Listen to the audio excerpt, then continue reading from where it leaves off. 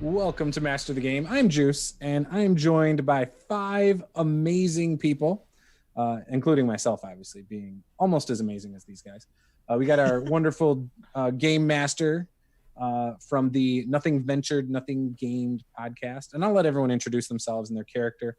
And something that might be kind of interesting is maybe a quick little thing about your guys' experience with Pathfinder. Like, for example, I am playing a dwarf, Brood Icebreaker, and I have never played Pathfinder 2nd Edition before, so I'm really looking forward to it. Take it away, Jared. Hi, welcome to this amazing game of Pathfinder 2nd Edition. I am DM Jared. I come from the podcast Nothing Ventured, Nothing Gained, and I DM an actual play of Rise of the Rune Lords in 2nd Edition. So if you're interested in 2nd Edition, hop on over to our podcast. We can be found on Podbean, Apple Podcasts, all that jazz. Yep. So that's really it. Hi. Sorry. Michael, you want to introduce yourself? Yeah, totally. G'day, guys. My name's Michael. I am otherwise known as the Dead Aussie Gamer. You can find me pretty much anywhere you type in Dead Aussie Gamer, like Facebook, YouTube, Twitch, etc. I am a performer, entertainer, professional role player, and I spend a lot of time playing games, especially like Pathfinder. Huge fan of Pathfinder 1st Edition. Been so for such a long time. And 2nd Edition, when it came out, I was kind of like, oh man, I'm really excited about this. But you know, Pathfinder's all about options, and there's only the core rulebook. And I know that sounds really, really spoiled, but I was. And then this month, guys, as of this recording, this month, they released the APG, which is like this full chockers book of just character options and stuff. And I gotta say this, I am very, very excited to tell you that this will be the first time I will be in the player's seat, especially since the playtest. So I'm very, very excited to introduce you guys to Wobbles the Goblin, who is a goblin. He's a monk of the stumbling style, because he specializes in Jing Mao, or drunken kung fu. So there you go. Love it. Awesome. Nate? I have to unmute myself first. I forgot. Hi, everyone. My name is Nate, and I have a YouTube channel. It's called WASD20. And my experience with Pathfinder 2nd is quite limited. I played one game at Gen Con last year, a Pathfinder Society game, just to get my feet wet a little bit. And I've had the book for like 10 months and haven't really cracked it open until Juice here gave me an excuse by inviting me to this game. So that was great. And yeah, I'm excited to be playing Bubbles the Goblin, alchemist. And yeah, he's I also happens to be perhaps the supplier for his good friend Wobbles there, because he's also a barkeep. So I don't think we're related. I think there needs to be a mystery around it. Like maybe we came from the same tribe. Maybe we just bumped into each other. Who knows? Only the winds of fate can tell. I love it. I think we both drink too much to remember. Truly. That's possible. Paula? Okay, I am Paula. I will probably take the cake for being the least experienced Pathfinder 2nd Edition player. So I have not played Pathfinder 2nd Edition before. I have up to this point made a character. So, you know, we're just gonna like see how it goes. I'm sure it'll be great. So I am playing Selly, who is a gnome. Yes, gnome druid. I am also accompanied by a small miniature badger friend, who shall assist me in all my endeavors. Nice. Is that it? What's his name? And then the guy who rolled... Great question. Sorry, go ahead. His name is currently Badger. So Badger. Creative. Badger Yeah. the Badger. Give me a few I love it. minutes. We'll come up with something good. But it's spelled like BAJJER. Yeah. Oh. Badger. We call him JJ for short. Yeah. I like it. JJ the Badger. And the guy who rolled a crit fail on his initiative, we'll go with no nat one. Excuse me, I don't roll ones, but howdy. It wasn't a one, it was a 2. Okay, that's it was fine. 10 it was 10 under the DC though. You got me. My name is Brogan. I run the No Nat Ones YouTube channel. I currently create a bunch of different guides for Pathfinder 2nd Edition. Class guides, rules guides. I've gone over some of the spells, a lot of the new APG content. It sounds like I may be the most experienced next to Jared. I've been playing Pathfinder since, I think, January. I've been running a campaign. Maybe it was close to February. It was right around when it all happened. And I've been running a campaign since then. I didn't get to play Pathfinder until about 2.5, 3 weeks ago, when I actually got to be a player for the first time. So this is actually my second time ever playing in Pathfinder 2nd Edition. Yeah, and I've been really excited. And I'm going to be playing Montanara, but you could just call me Monty. I'm an elven bard. But unlike all those other bards who need music to do their thing, I'm more of a dancer. I make my way across the battlefield and leave a heavy impression. I'd like to think these lovely little short people keep me around for the entertainment, but I think it's just to reach the shelves that are too high. I see what you did Bubbles, there. did Monty just say he was fat? Because he says he dances around and leaves big impressions. I don't know. He's Emotional impressions, Wobbles. How many times do I have to say it?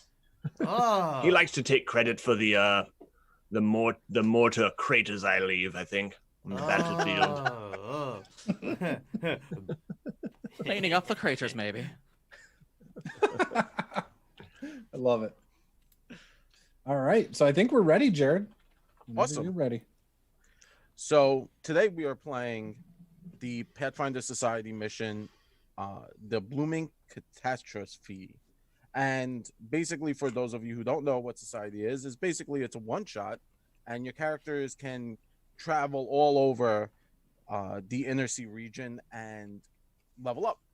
We're playing with level 4 characters. I asked the group. They said, hey, we want to do level 4. And I said, awesome. Easier for me to kill everyone. So what a Pathfinder is basically Pathfinder Society is a society. I've never used the same word in the definition, but here we go. And they go around the Inner Sea region taking care of missions. You ask them, they're better than mercenaries most of the time, and they come in and try and help out. So everyone here is a Pathfinder. Everyone has a Wayfinder. So you can either be wearing it. It kind of shows everyone your badge of honor. Wayfinders are really awesome. And you all have been given a handout. And I believe everyone should have that handout shared to their character. I will read it out for everyone. 3 months ago, the Green passed briefly beside the stranger, the two in conflux for a half-turning of moon. In Findar's heart, the spirit runs rot. Flesh and flowers flow together, and bones walk on limbs of wood. Soon the child shall pass beneath the aegis of the mother. The time is auspicious for the Pathfinders to fix what was broken. Journey to Eobarian Mishkar.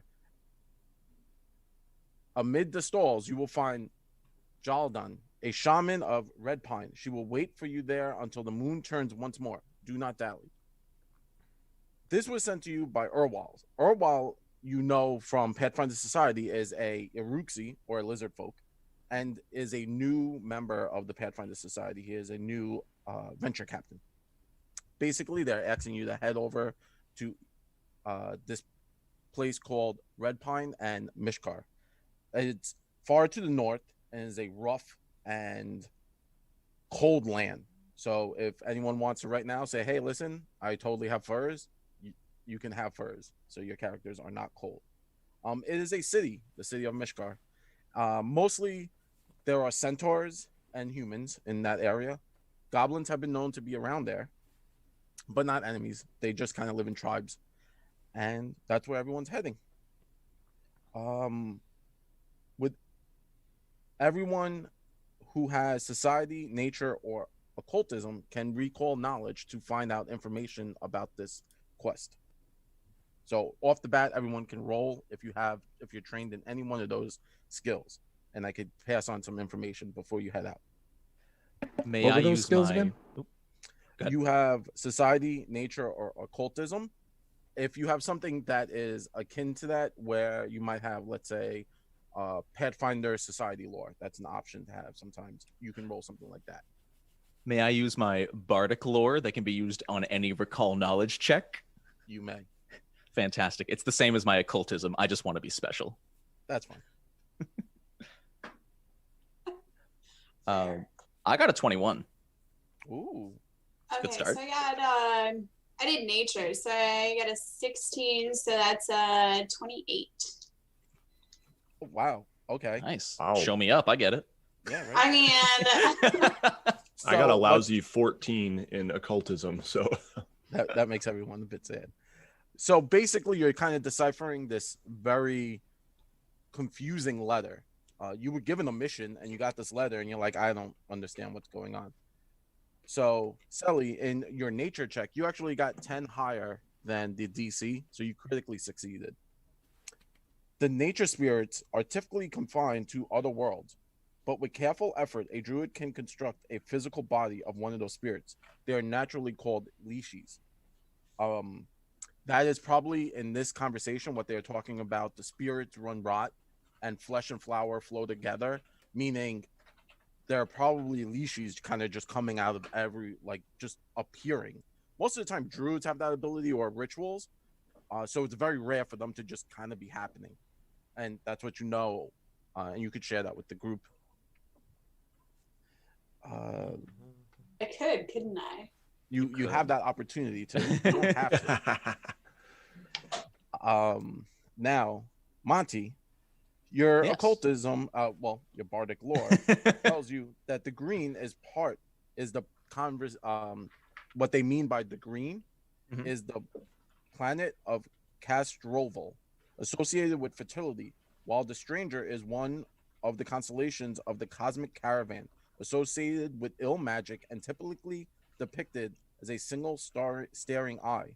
The child is another name for Golarion, the planet we're all on, while the mother is another of the cosmic caravan associated with protection. So in this very poetic note, you now understand that's what they're talking about as the mother, the green, the child.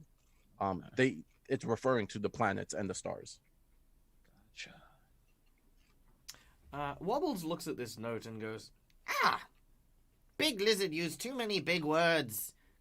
This not meant for goblins. Goblins only just learn how to read this nonsense. If you just take a moment to read it over slowly, it's not that hard to understand. Okay, let me try again. Wobbles try. Dear what? Bah, too many words. Look, we go Red Pine. Red Pine have beer. Red Pine, we go and we find person, and then Wobbles will punch thing until it stops moving. This seems to work wherever Wobbles goes. Indeed, it's all that ever seems to work for Wobbles, isn't it? Ooh, a tree. Wobbles will walk over to a tree and touch it. So are we on a caravan right now? The group is on a caravan heading north. Wobbles runs back to the caravan trying to We leave Wobbles behind. Wobbles made a just mistake. jumped off the caravan to touch a tree. You guys are traveling north, and most of the party knows each other. This gives everyone time to now all of a sudden introduce their characters, which we all did, and it gives everyone time to kind of figure out what this letter means, and that was kind of handed out to everyone. So you're heading up to this far north, and as you keep traveling, it gets colder and colder.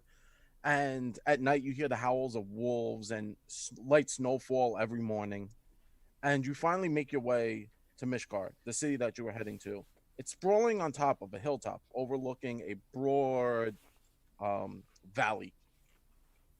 The eclectic mix of steeply pitched houses interspersed with the occasionally red-tilted Taldanian roof.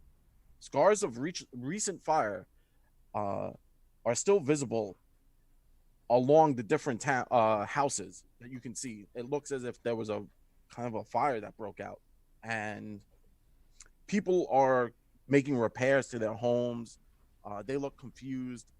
Even the flowers and the plant life around here, you can physically see that there were fires that broke out and have damaged the earth. So what would you like to do? So are we just in like the city center right now, or the no, town? you're coming up on the road and heading Okay. towards the top of the town as the town overlooks the valley. The town You sure you keep yourself warm there, Wobbles? Don't get yourself a cold. Do you need an extra blanket? No, Wobbles is fine. Bubbles? Do we have... Yes.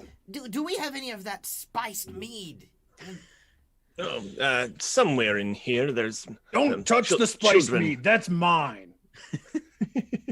Children on the caravan were grabbing at my bottles. Let me see if I still have them. Oh, yes, of course. Here As we long go. as it's yours. Keep to takes your a own sniff. bottles. And he pulls out a mug and pours some and gives it to you.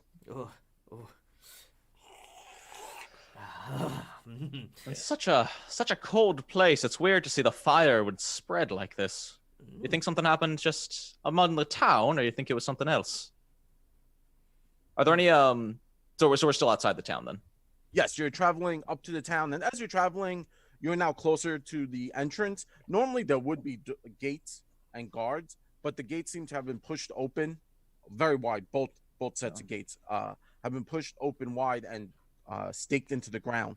Additionally, you see centaurs walking next to people, and everyone seems to be carrying, and you hear construction going on. You hear soaring, and you see sawdust all over the ground. You see people carrying paint, and the centaur passes you carrying 2 large bundles of wood, planks of wood under their hands, bringing it over to their home as if they're kind of fixing everything that's going on. And people are just ignoring the caravan as you guys approach. As we pass that centaur, I'll just say I'll meet you in the center, and I'll hop off the caravan and walk up beside him, and I'll ask him, "Do you need a hand there? It's an awful lot of wood you're carrying." And he looks down and he says, "No, thank you for asking. What brings you here?" Well, we are many travelers. We're from the Pathfinder Society, if you're familiar. We were called here, and from the looks of things, seems like things have been better. Yes. Normally, it's a very quiet logging town. We had a few weird fires abruptly burst and set fire to a number of homes. My home was damaged, and just trying to fix it up. What brings you up this far? Like I said, we've gotten a call from the Pathfinder Society to come and investigate something about the moon and the stars, and something being amiss that needs our investigation. Do you have any information about these fires, where they might have come from or burst from? It looked like some of the foliage outside the town was even affected. Yes, they sprung up overnight, just randomly. We normally we have very quiet nights, maybe a fight here or there at the tavern, but nothing like this. They just sprung up, and people shouted and screamed, and houses were ablaze. Grass was on fire, trees were on fire. It was very strange. Interesting. All right. Well, thank you for the information. I wish you best in your repairs, and I'll turn and start jogging my way back up toward the caravan. Sure. Sorry. Just as Monty jumped off, I wanted Wobbles to just sort of elbow Sally in the side. Psst, Sally. What? Monty said he'd meet us in the Centaur.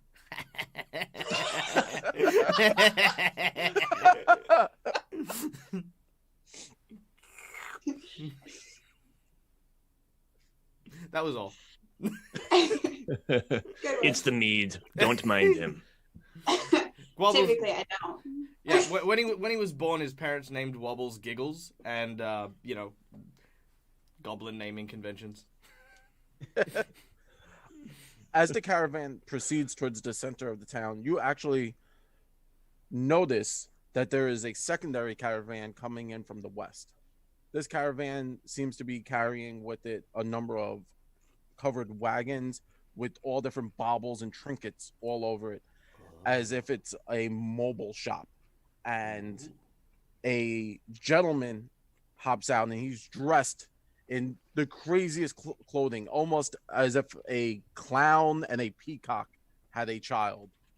And he bows deeply and shouts to the group, to the town, and he says, "Come one, come all, and check out the wares of Oscar's curios." And he bows and he does like a flourish, and it's a human. Everyone can see that it's a human. And he taps his cane on the caravan, on the carriage, and it opens in the front, just kind of pops open, and legs pop out, and it just has all different curios and oddities, jars with eyes that seem to be blinking, bats shoot out from the top of it, and they explode into like fireworks. Ooh. And the crowd kind of seems to be wary about this, and they're like, "Oh," ooh. And people start to come forward, and he was like, "You, sir, it looks like you need a tonic to grow some facial hair. Come, try this." And he pours a little bit on his a rag, and he wipes it on the man's face, and all of a sudden, like, hair starts to grow, but just a mustache, and it curls, and then another mustache starts to curl, and it's now growing and growing, and it becomes very long. He goes, "Oh, don't worry about that. 50% off for you. 50%. How much do you think this is worth?" And the guy's like, "Oh, well," and you can just see that the mustache is growing. He seems very confused by this, and he was like, "I'll just take a few coppers later from you. Don't worry. Go on your way. Go on your way." And what would the so I would turn to Monty and be like, "Hey, you could use that. That would give you some status among my people." Oh, pardon you, but I think a clean-shaven face is far more fitting for the elegant art that I perform in front of the crowds. When's the last time you shaved? You can't grow facial hair. And I think that's a blessing more than a curse. No, that's awful. Beards are a symbol of status. It shows how wise you are and how strong you are. I mean, even the goblins are trying to grow beards. Why do you have one? Oh, we're not getting along very well, Sally. I'm just saying. Besides, you know you love this beard. Oh, so upon seeing this guy kind of demonstrating what's going on with his beard and all of these different curiosities that he has, Sally will actually jump out of the caravan and almost like skip towards the this show that he seems to almost be putting on to get a closer prime look from the front. As you get closer, you notice that the crowd has joined around, and Oscar has been handing out different curios and baubles to people, telling them, "Oh, if you wear this, it's guaranteed to give you good luck. 2 silver, 2 silver." And then like the guy's reaching in his pocket, and he's doing he'll like gently pat the gentleman, and he'll like on the back as he's taking the silver from his hand. And you notice that Oscar seems to be lifting things off of the people he's touching and handling as he's handing out goods to different people. Not like their wallet, not like their coin purses, but he's like just taking other trinkets off of the people as he's handing them to like so like the first person he gives like the good luck trinket to, he takes like a pocket watch out of the man's pocket. And another guy, he seems to take a few nails, just like random items, and he's pocketing them himself. And he looks at you and he says, "Oh, little gnome, what can I get for you?" So I'll kind of step back actually a little as he says that. Mm-hmm. And so that he doesn't get close to me. Yes. And I'll say that mustache tonic you had. Mm-hmm. Can I get a couple bottles of that? Seems like it could be useful. Couple bottles. For you? You're gonna wear a mustache on your face? Are you judging me? Even Sally wants to get on the beard action. Says, "Well, I will never turn away a profit.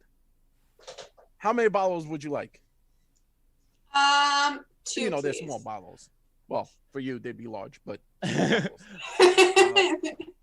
Relative. relative size. Yeah. Yeah. They're about 6 inches. And so he says, 2. Oh, well, you must have a big party to go to need all that kind of facial hair. But please, here. And he takes out 2 of them from his pocket and he goes to like give them to you. So he's holding them in his hand and he goes to you and he leans down and he's kind of like reaching out with the other hand to like shake your hand for a sale. While this is going on, and especially when both of his hands are out, can I attempt to casually walk behind him and lift the at least one of the things he stole back off of him? You may try to do a thievery check for like a slight normally, Yeah, to like I think it's something. thievery and 2E. Yeah. We're going with 16. 16 altogether? Yeah. Okay. That doesn't sound very good. 16's not super high in Pathfinder 2E. No, not at this level.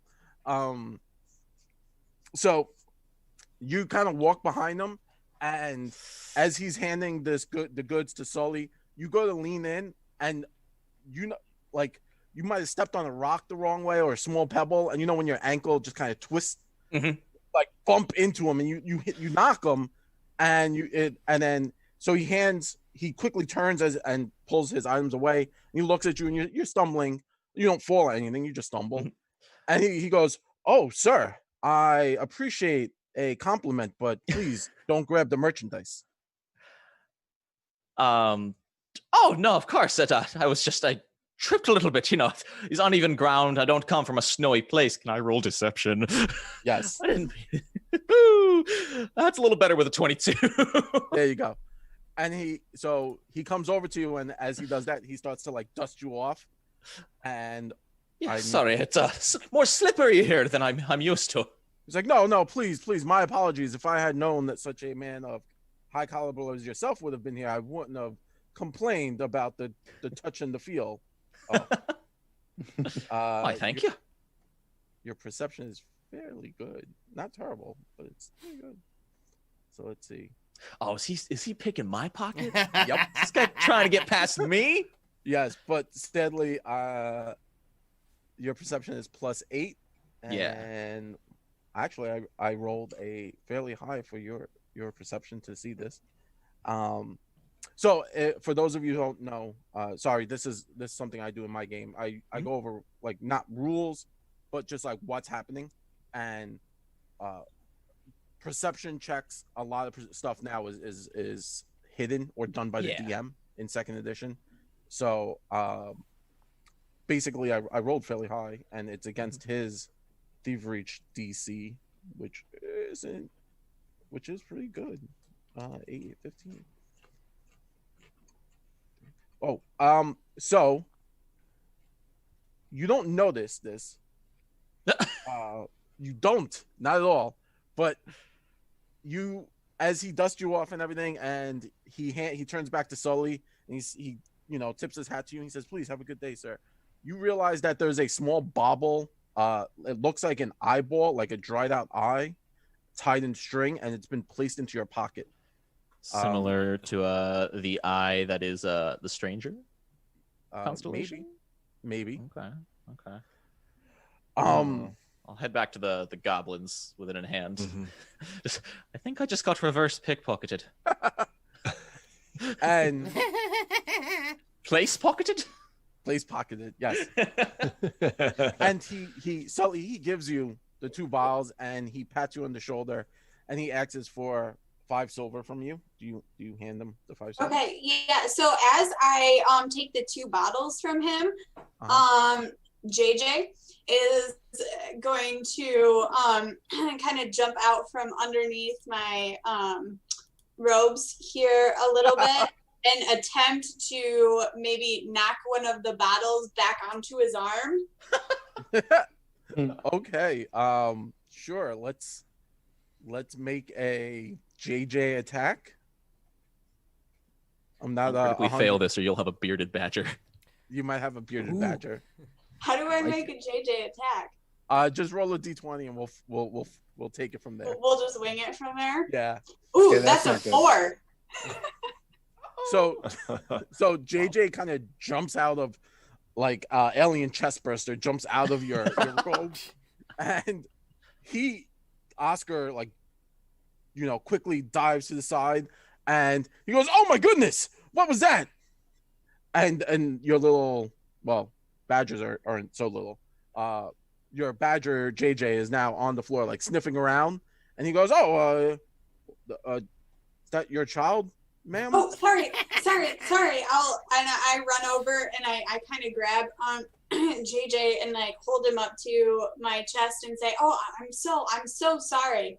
And I'll you said he sort of jumped to the side, so I'll kind of like dust him off, help him up and stuff like that. He gets a little crazy sometimes. Oh, interesting. I've never experienced. I'm not too familiar with goblin heritages. Do all your children come out this fuzzy? I mean, okay, so I'm not a goblin, but thank you for noticing.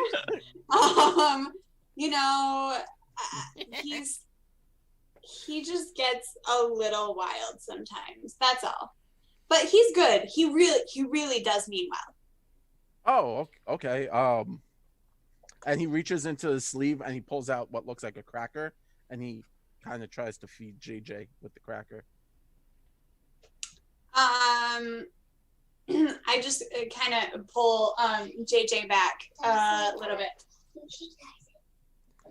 Oh, I apologize. And then he, pops the cracker in his mouth and he says, "Well, thank you for your purchase. If there's anything else I may help you with, please let me know, and don't forget to wash your children." Are you saying he's not clean? I don't No. know about you. And I just kind of back up slowly into the crowd. While this is going on, what would Bubbles and Wobbles and Icebreaker would be doing? So I think Bubbles would probably be talking to Selly as soon as she steps back and say, whatever you do, don't drink those. I want to study them. Well, you wouldn't drink them in the first place. Don't apply them, please, until I've had a chance to study them. This is a particular formula I have not mastered myself. But what about hair of dog? I only got one bottle, so I mean you can look at that one. Oh, well, I hand the bottle over to him. Mm-hmm. And I would pop the cork, give it a sniff, and put it back, hold it up to the light, and say, "Wobbles, we won't be drinking this one." Aww. I don't know. Maybe you should try it. Could be fun. And I look at Brood and I say, "I wonder what would happen if we added more to a dwarf." Hey now, that is the perfect concoction for you two. You could use the, status. Meanwhile, I'm just propped up against the wagon, just overseeing everything, especially looking at Bubbles and Wobbles over here. Wobbles is a little disappointed that he's not allowed to drink the strange liquid. That's his thing. But as he's kind of looking around, what Wobbles would like to do is kind of looking at this individual and just kind of how he's holding himself, how he's carrying himself. Does it look like I guess when a showman or when a trader, as they were called back then, the mountebanks used to set up particular areas, there used to be a filch or kind of a plant, as it were, in the crowd. I want to see the people that he was interacting with when he first showed up and see if they're kind of if they go back and they start, milling about the place, or if they go back and start interacting with the was it Oscar? Yeah, Oscar. Yeah, with or if they go back and start interacting with Oscar behind the stagey set. Sure.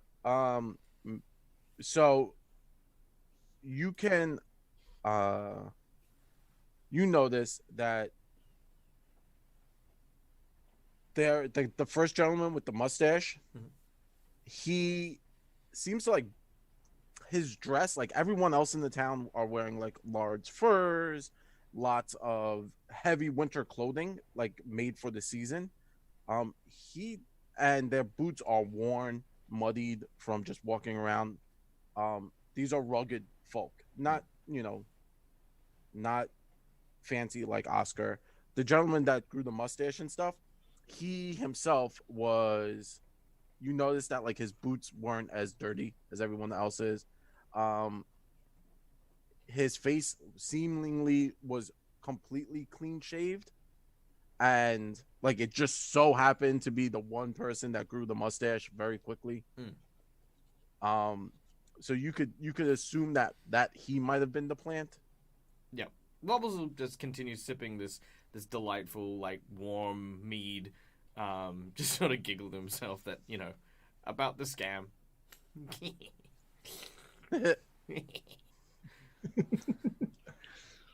So, can I roll bardic lore or occultism on the thing that he placed onto me, that he pocketed onto me?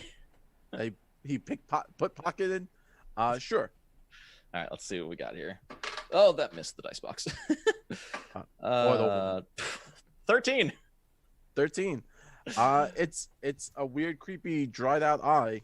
All right. No, wait, it's like an actual dried out eye, or like it looks like an eye? No, it's a creepy mummified eye. Oh Lord. Okay, that's marginally more disturbing. Ooh. Oh, does this ring a bell for any of you? Goblins, this seems right up your fetishy alley. Yes. Yes.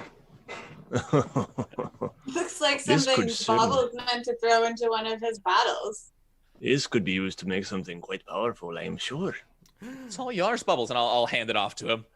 You do what you do with your creepy ingredients, and I'll kind of like wipe my hand on the side of the caravan. He eagerly takes it and puts it in one of his pockets. Is this a known like symbol of something? Is it something? Yeah, I don't know. It is. Okay. Yeah, I wonder if one of us would be able to roll to. Does anyone have detect magic? Would that be a little better? For sure do. Oh, you can go ahead and do it. I forgot I have something, but you go ahead. Oh no, you can go. You can go for it. I forgot that my fortune teller background gives me oddity identification. Oh, there you go. Which is super useful, if I may. I can basically use occultism to identify magical items. Yes. Okay, cool. Now that I have a nice. I hand it back to you. Okay, well I'll let you hold it, and I'll just look at it while you hold it. It feels so nice, though. Don't you want to hold it? That's strange leathery. Because I'm a seer elf, so I actually get another +1 on top of it. Can I roll higher than a 10? That's an 18 total. Awesome. This is definitely a possible trinket of sorts. You're not 100% sure exactly what the trinket does until it's activated. But it seems to have some kind of magical. It has some kind of magical property to it. I don't know if I'd put this in a potion. There seems to be something within it, something that could go off at some point. I don't know what it'll do. Maybe it'll give you 1,000 gold. Maybe it'll blow your hand off. Could be anywhere in between. If I throw it at a foe, perhaps it will turn them into 1,000 gold. Perhaps. Seems logical, doesn't it? Well, that's one of the 5 million possible outcomes. You could also turn them into a dragon. Yeah, Bubbles looks it over and puts it back in his pocket. Well, we may be desperate enough to try something wild. Fair enough. As long as I don't have to hold on to it. Oh, no, thank you. Thank you. All I can think is that in the future we're going to be in the midst of combat and Bubbles is going to pull the eye out of his pocket and chuck it at something, and it's going to like make a cloud of smoke or something. Or it'll just like squish because he's using it wrong. It creates a cockroach. Awesome. Oh, go ahead. No, please. I was just gonna say, is there anything new happening with the shop, or is it still just Oscar selling to random suckers? Oscar is just selling to random suckers. He's picking, everyone. He's talking to centaurs, and he's trying to sell this one centaur a pair of horseshoes. He's claiming the Zephyr horseshoes, which make you, faster than lightning and run faster than lightning, and you weigh less than air. And the centaur is eating this up as he's just doing amazing bardic performance checks. GM, real quick, do we have a description of Jaldan, who was the individual we were here to see? Oh yeah, we're here to meet someone. Yes. Oh yeah, we're supposed to do things. Wobble should not be the one to keep us on track. There's a problem when. So Jaldan is you could ask around town to find out about her. It is a female, and it is a centaur. Okay. Wobbles knows where to find her. Follow me.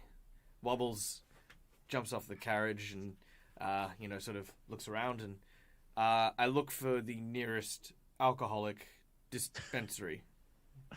Sure. You notice at this point in the town there is shops, like open air shops, similar to that of a what do we call them? The farmers markets.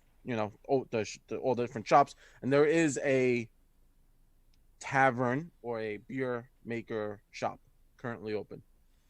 And he sells beer. You see number of casks and stuff. Almost the same way a 10-year-old child would do it. Wobbles tugs on Bubbles' jacket and points and points and points and points and points and points. No, this does not seem like the right place, Wobbles. Double checking the note, Monty will speak up, just saying, "Oh, we're supposed to meet him at the caravansary, in the stalls where they keep the horses. That's where we're meeting him." Yeah. You see, Wobbles. Yeah. I chose to blame the dwarf. Beer. Okay. But Brood just scowl, I just scowl at you. But Bubbles, you could always challenge them to a brew make-off. Yes, after the mission is done, please, we must stay Promise? focused. Yes, promise. Yes! Wobbles You can be the judge. Yes! And think of it this way, Wobbles. The sooner we get the job done, the more money you'll have to spend on that delicious ale you love so much. There is a wobble-shaped cloud standing where he was as he runs straight for the stalls. Wait, Wobbles, do you know where you're going? By the way, I'll run after him. At this point, I'd like to raise everyone's attention to the fact that Wobbles has a 40-foot move speed. What? Oh, Yeah. monks. Oh, jeez. Every Wow. time. I can almost keep up. I've got a 35. So I'm like, ugh. Zippy little bastard. I'm not even gonna try. I would just strut very slowly in my heavy armor. Just So- Brood. Bubbles would rush to follow Wobbles, slightly concerned. Come along, we must find him before he gets into trouble. I'm trying my best. So as you're heading towards the stables and that general area, all of a sudden you hear shouting out from the east, "You little demons, give that back!" And What'd you do? it catches your attention, and what you see is a young centaur with is looking up at a very large apple tree and is screaming at the tree, and you notice you could hear laughter coming from the tree, and the centaur is pacing and prancing around this tree and is "Give it back, come on!"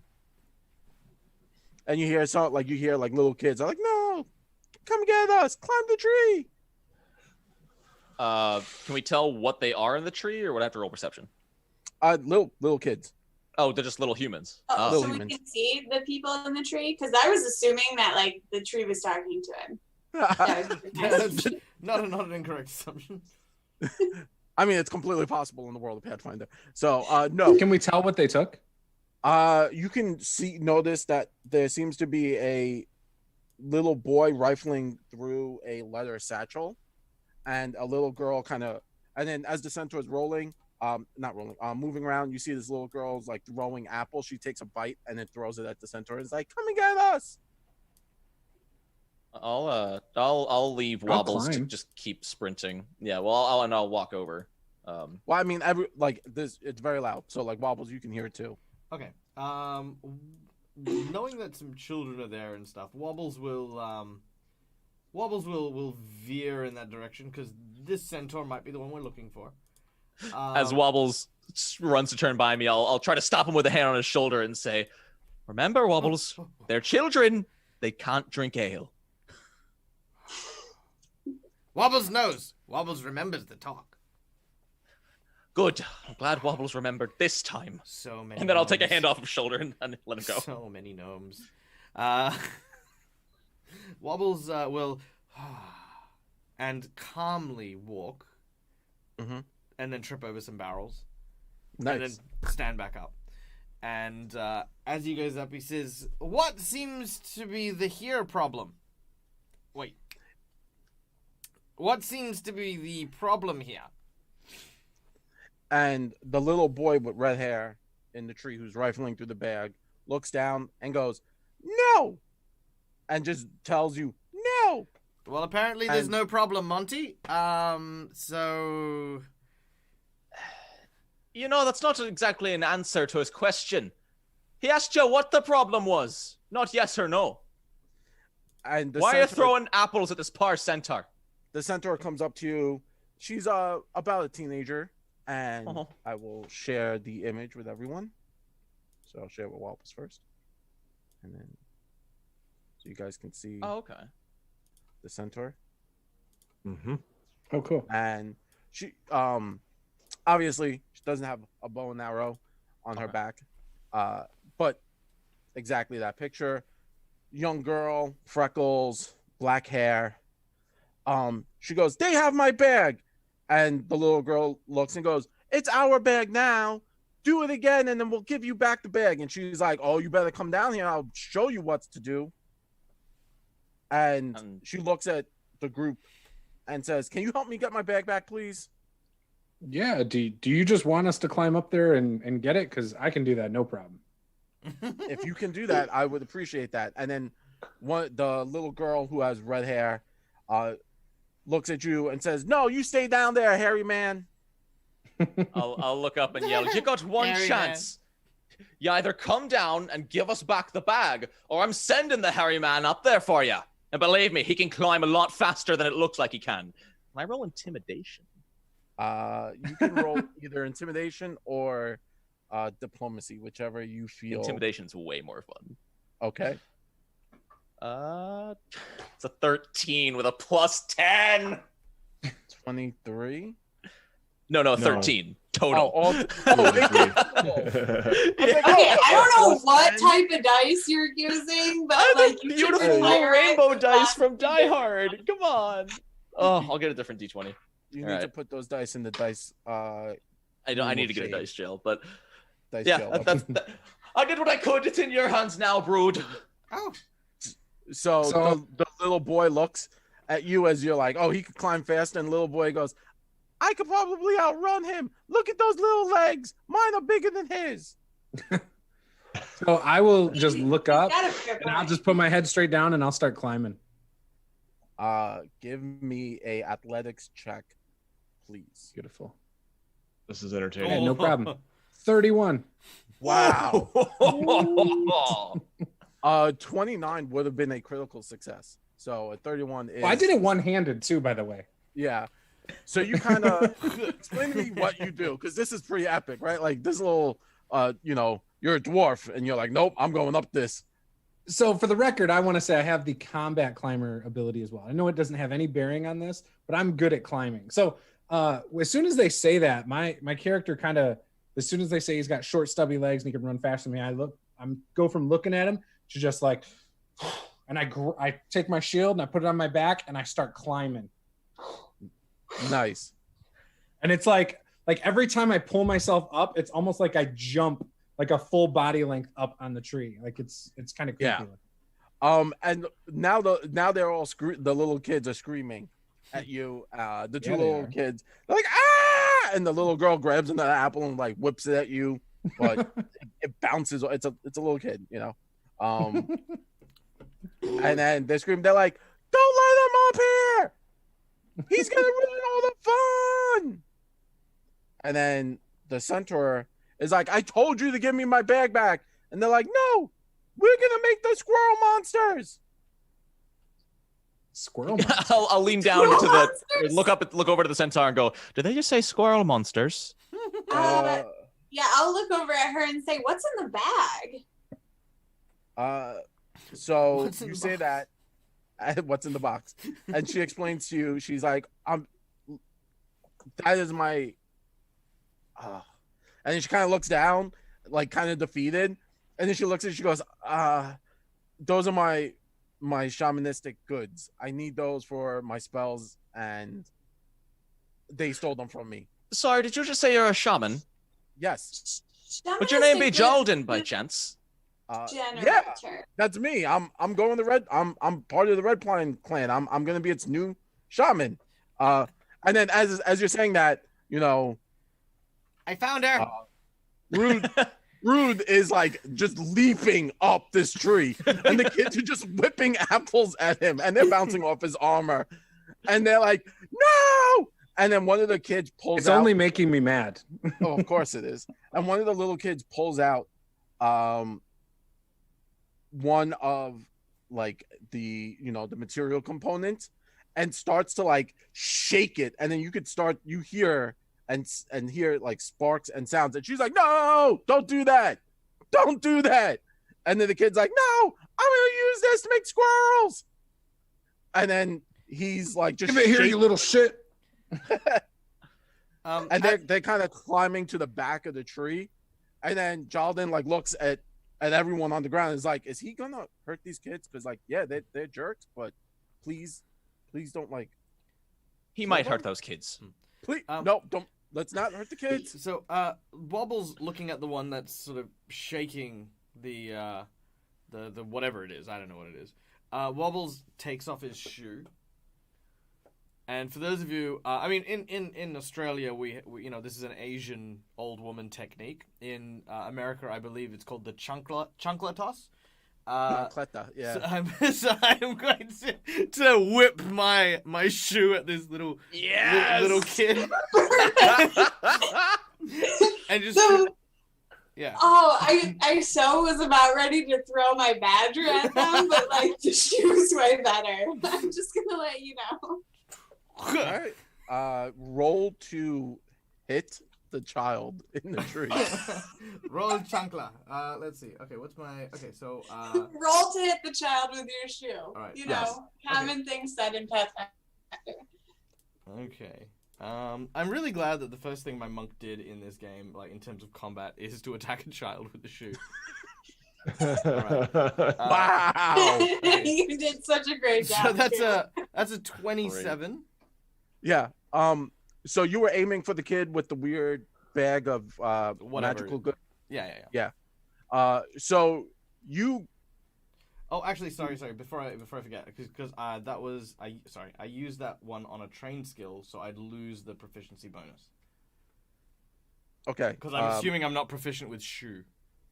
I don't know. I mean, I might. Seems like a simple weapon. It seems like Wobbles has had this happen to them enough times that they've become proficient in shoe damage. Just by even you knowing about this, I'm gonna give you the hero point for that one.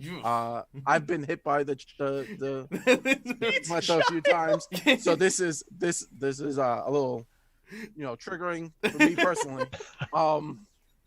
So you whip the shoe and throw back to a good DC Aussie. Captain Boomerang that. Just Nice. whop. Nice. You hit the little boy, crack in the head.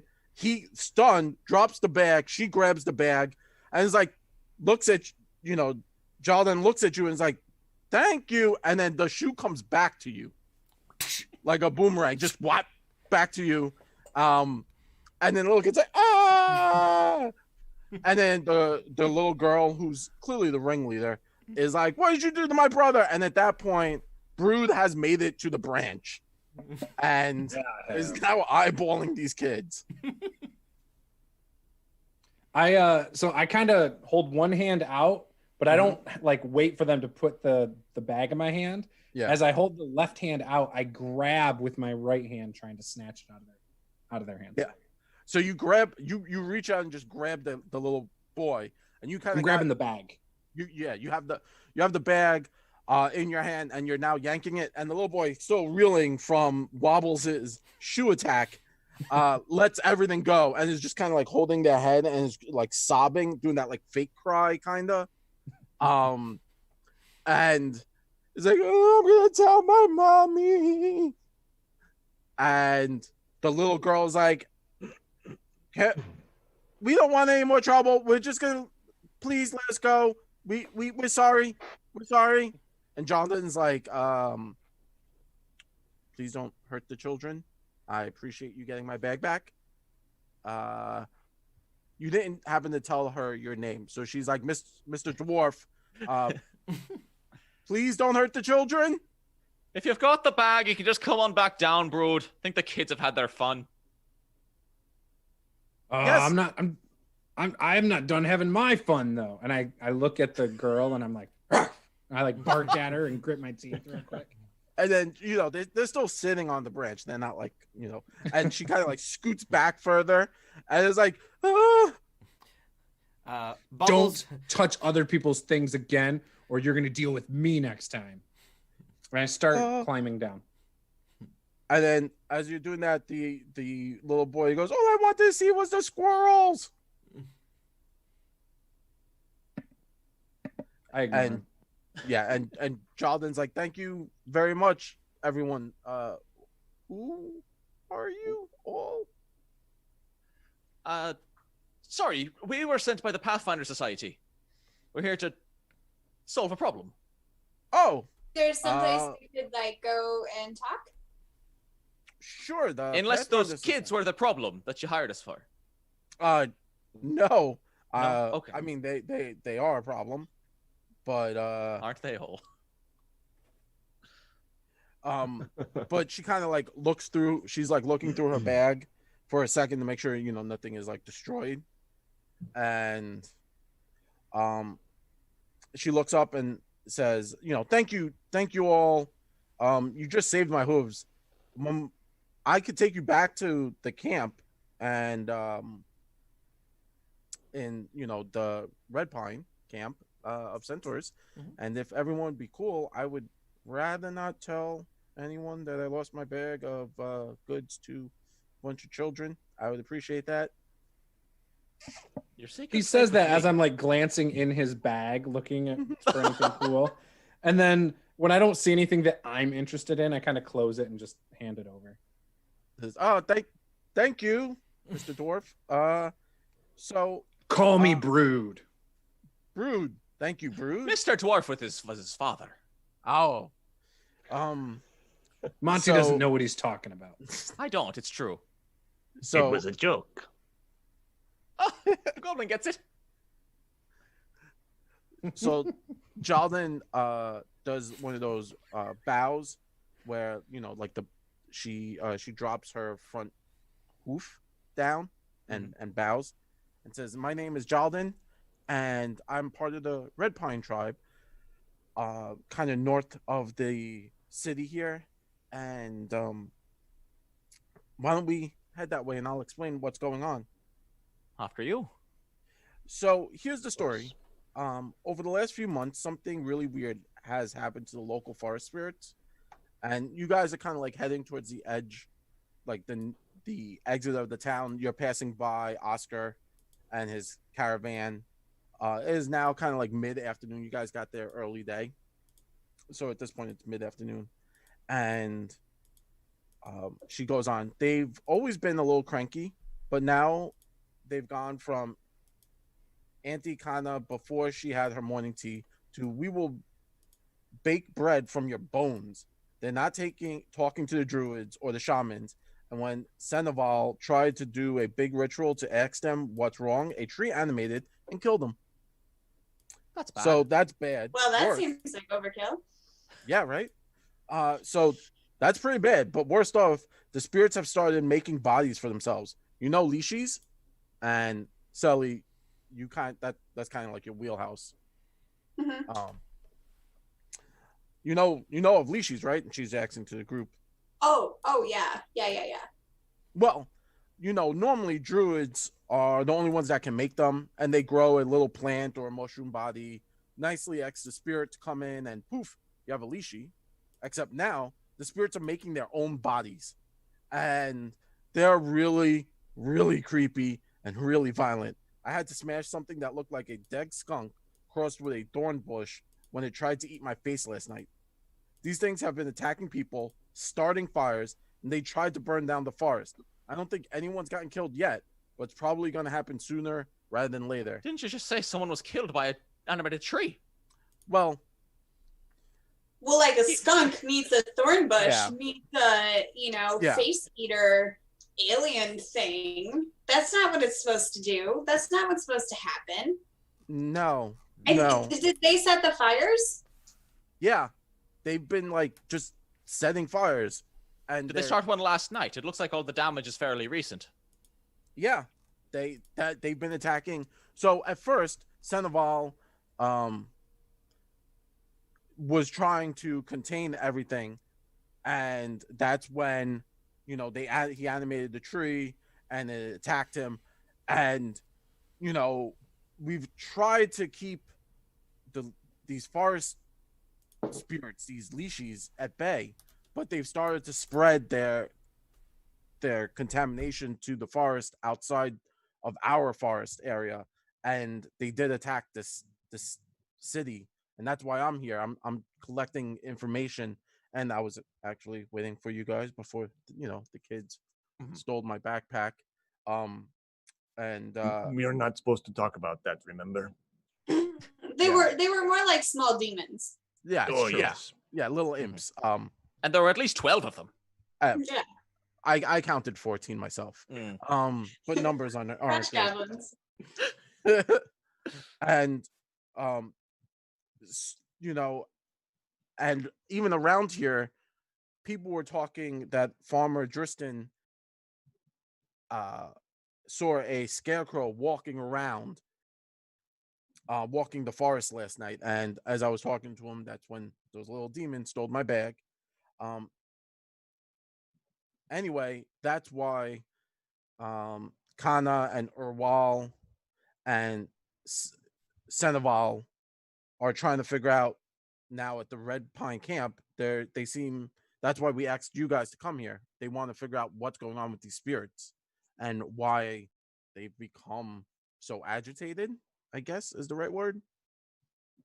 Well, I don't know a lot about nature, but let me tell you, I've seen a lot of performances and listened to a lot of music, so I might be able to figure something out from an old story. And I know Sally here knows a thing or two about a plant or something. I mean, I think more than just a thing or two, but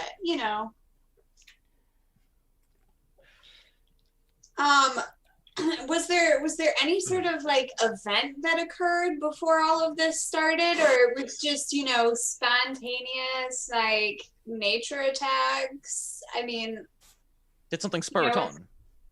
What? Did something spur it on? A exciting incident? Yes, exactly. Did you do something you weren't supposed to be doing? Did you mess up? Whoa. Did you make a mistake that you want to tell us about now? So we're saying it's your fault then? No. I'm a shamanist in training. Seneval is the high druid of our area, the elvish druid, and he handles most of this stuff. An elf, you say? Yes. Oh. Now wait, was he the one who was killed by the tree? Was killed, yes. Not. Oh. continually dead. Oh. As I'll be honest, I'm a little lost.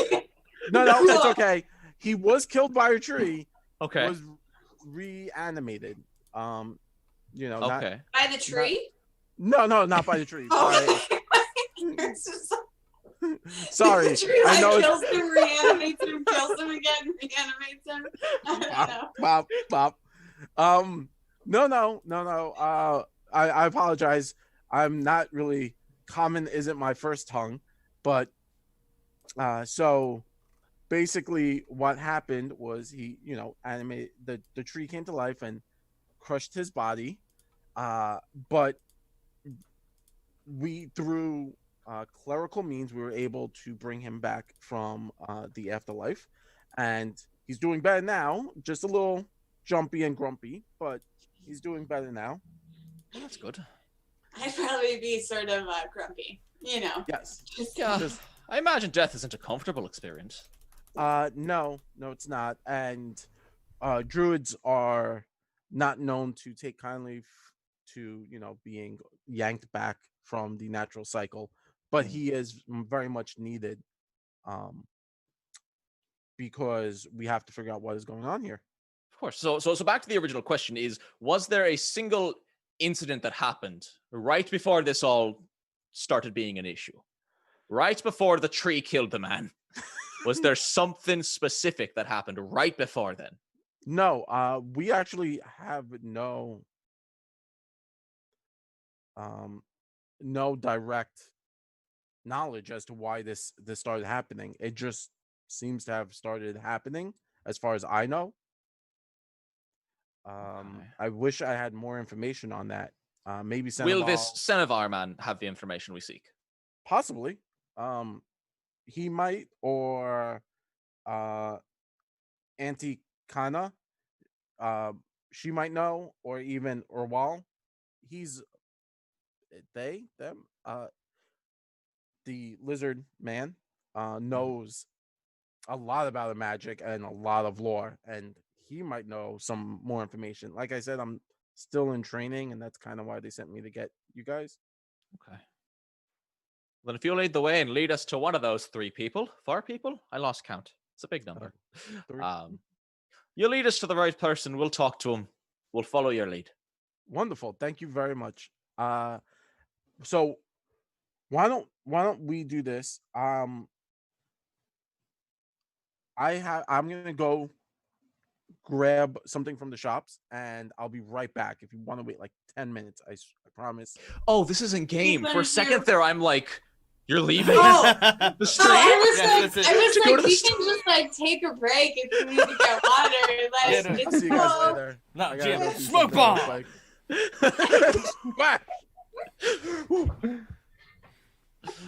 Oh boy. No, in game. Sorry. I mean, if we're not in any kind of a rush, I suppose that's fine with me. Everyone else? If only there was something for us to do. Gee, I wonder what you're talking about, Wobbles. You're so subtle. Wobbles, keep your shoes on. I put the other shoe on. Just been walking with it in his hand this whole time. Yeah, that's it. Brood's been thinking about the fact that you said there were like scarecrows walking around, and he's just like, he kind of turns to Bubbles and says, "That's unnatural. Scarecrows walking around. Do you know anything about that, Bubbles?" I do not. It's very strange. As a forest mission. It's a pity I packed so many fire bombs, but I don't really. Well, anyway, we'll see what comes our way. Fire doesn't burn down forests. Let's try not to burn down the forest. It's going to be tricky. It's going to be tricky. I want to burn there's snow everywhere. We can just throw it on the fire. I don't want to burn the forest necessarily. I mean, I would be okay with burning the forest. I don't think they would like it too much. Well, think of it this way. Forests regrow. Human lives don't. We are not burning down the forest. I mean, we could, but of course not. Jolden, if the forest were to catch fire, how catastrophic would that be? I mean, it's already been burned a little bit anyway. Didn't you just see on the way in? That was more just like the buildings were singed, lightly singed, right? We're not gonna burn down the forest. You're gonna kill the animals. You're gonna kill like nature itself. Like we'll take all the animals out of the forest first, then we'll catch it on fire. Well, ironically, I've played in a game before with Nate where my character burned down the forest. Like, Oh, that's true. That was first edition Pathfinder. Yeah. I think I've made that mistake definitely before as well. Also was it Malcolm? Also, yeah, Wobbles, Malcolm probably had some. Yeah. Wobbles would like to point out that Wobbles isn't keen on burning things because Wobbles is very flammable. Oh, the blood alcohol level of about 40% is hardly flammable. Wobbles will go up like a box of tinder. Well, while our friend here is running off, what should we do? I suppose we don't want to leave too far. We want to be in the same place so she can find us. Well, yeah, she's just running to grab something for the travels, and then she'll be right back. Literally like 10 minutes. So it gives you like 10 minutes to like hang out in town. I say we all stand here silently for 10 minutes. Well, It's gonna be amazing. Oh, Wobbles is not going to be silent. Wobbles puts his shoe on and says, Sally, Wobbles is not smart at the location knowings places. Wobbles barely knows where he is right now. This North. Red Pine. That way. He points clearly north, west-ish, kind of that vague area. He says, what kind of place is Red Pine? Is it has Wobbles big trees, or mountains, or rivers, or lakes? Or, icy, snowy, wintry death?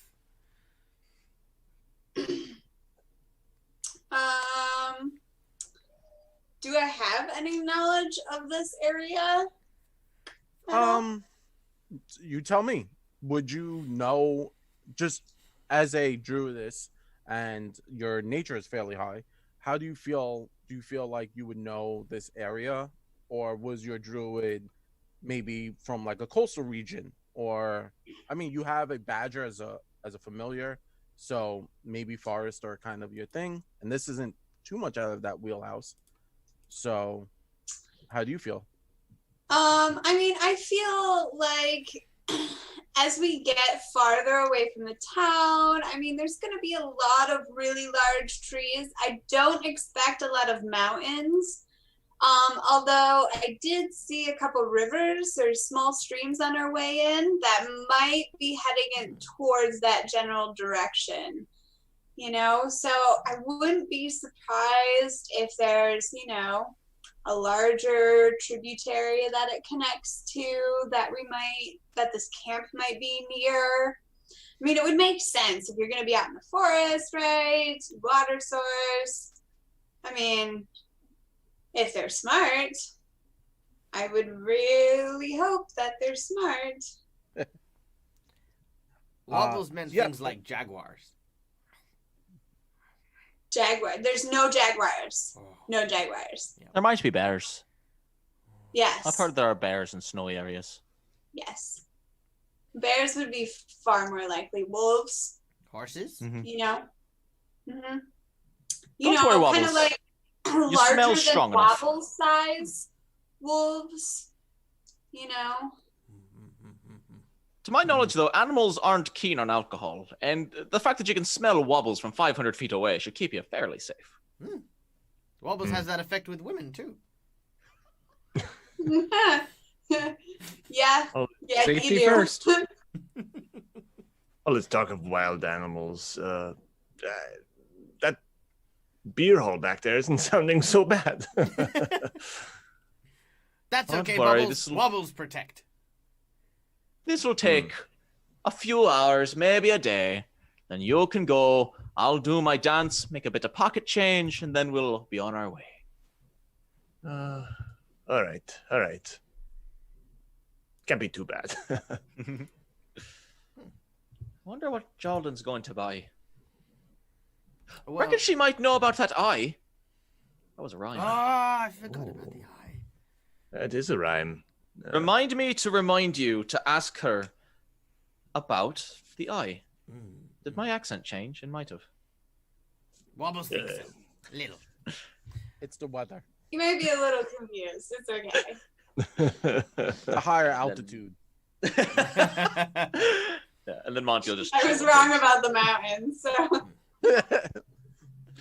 I'll just chill until Jordan gets back.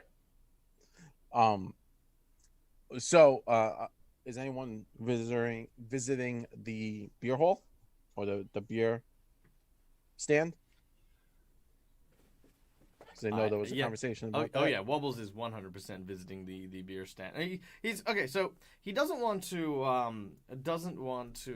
kind of let Bubbles know too deeply, but he's sussing out the competition. It's kind of like, you know, a dog with like a plate of human food. He's just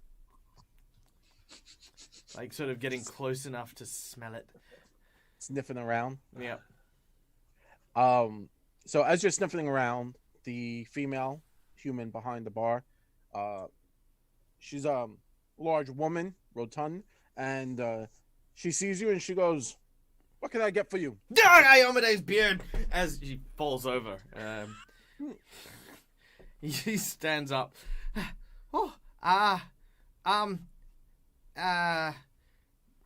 He wobbles, fiddles around in the pocket, and pulls out like 9 copper pieces and just thrusts it at her.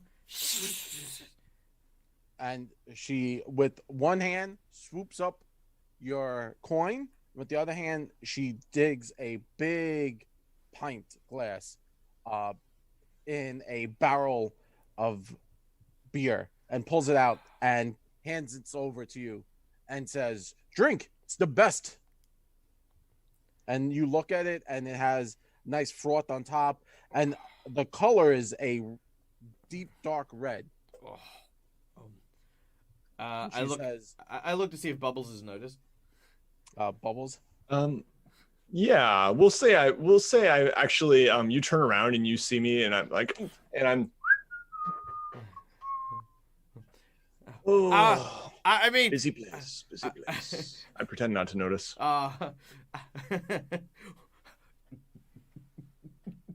Like a slight tear comes down Bubbles' eye, just as he sees Wobbles drinking. Catches it in a vial to use later.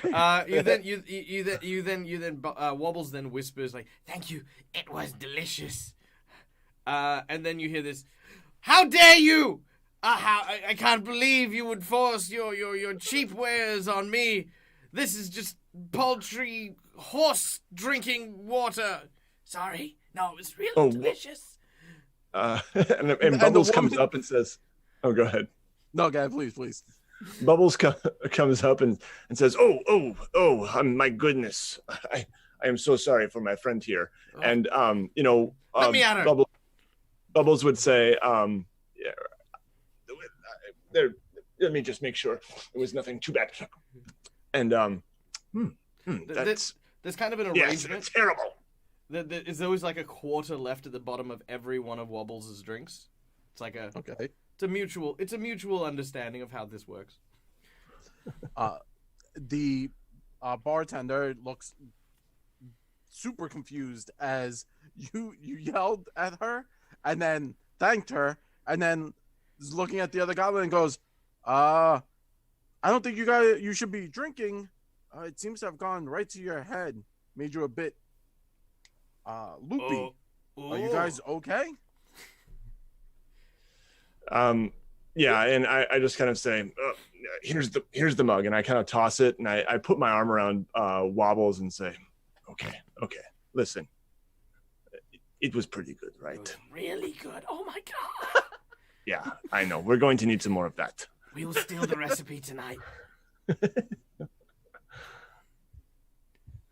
Fair enough.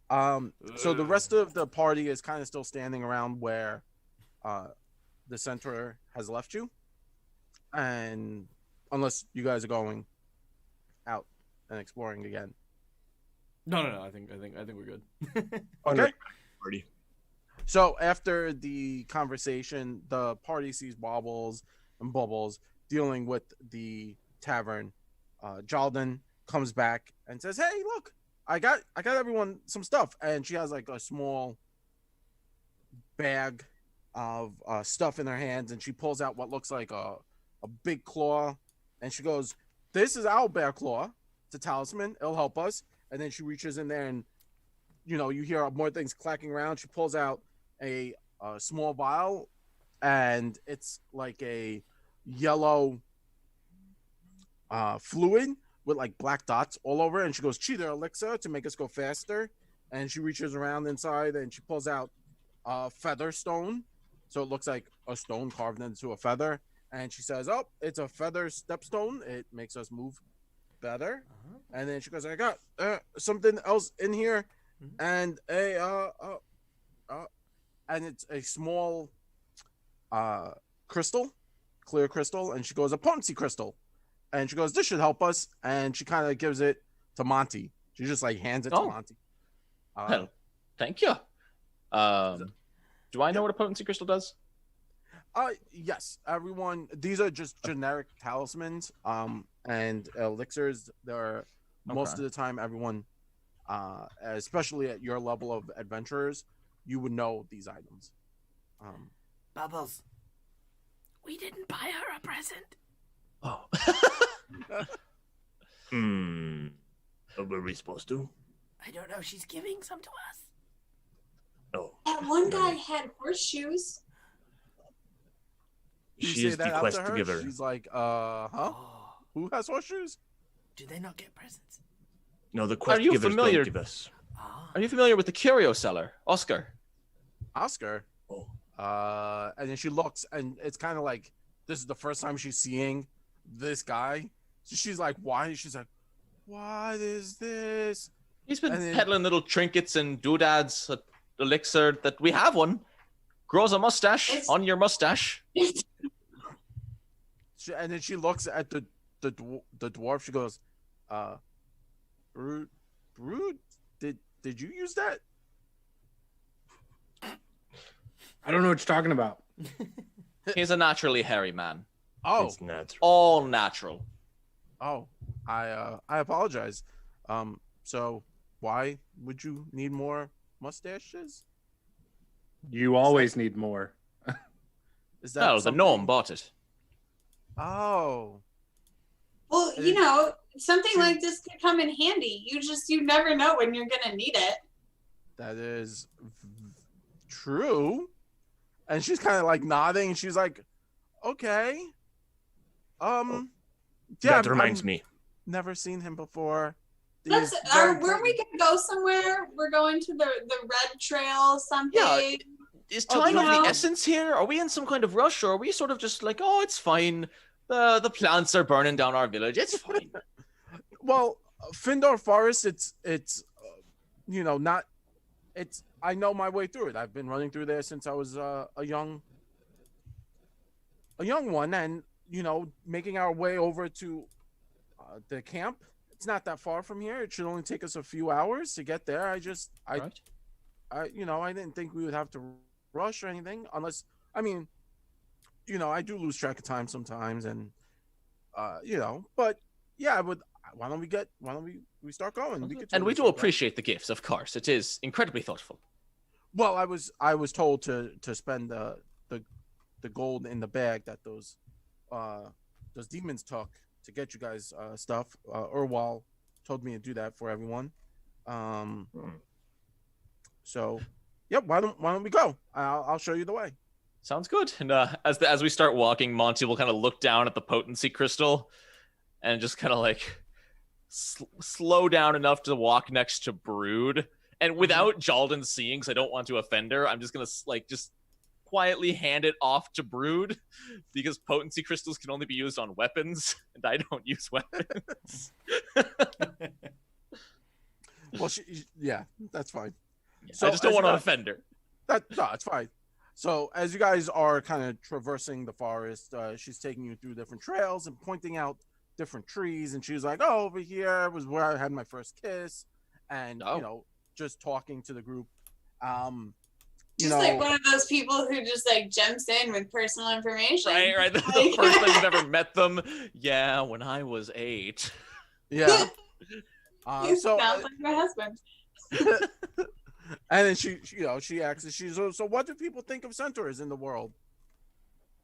I'll be honest, it doesn't come up too common in conversation, at least among humans. As far as my experience, they'll occasionally pop up in a story or two. I'm sort of a storyteller myself, and I've heard my fair share. Oh, what do you think of centaurs?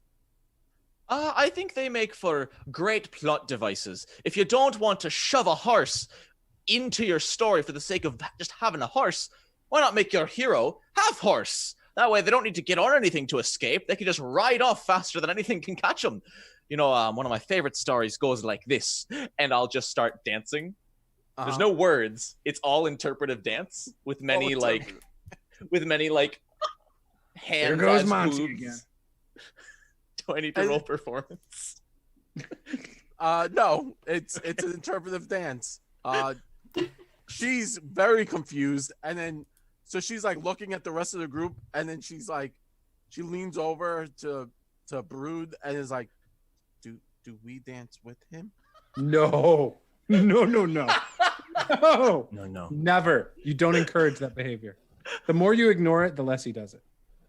Oh. And I'll stop and I'll go, someday, Brood. Someday. What I do behind closed doors is none of your business, Monty. I saved the dancing for there. Oh. The closed doors of the theater, yes? Like on the stage? Of course. Got to get Yes. paid for it.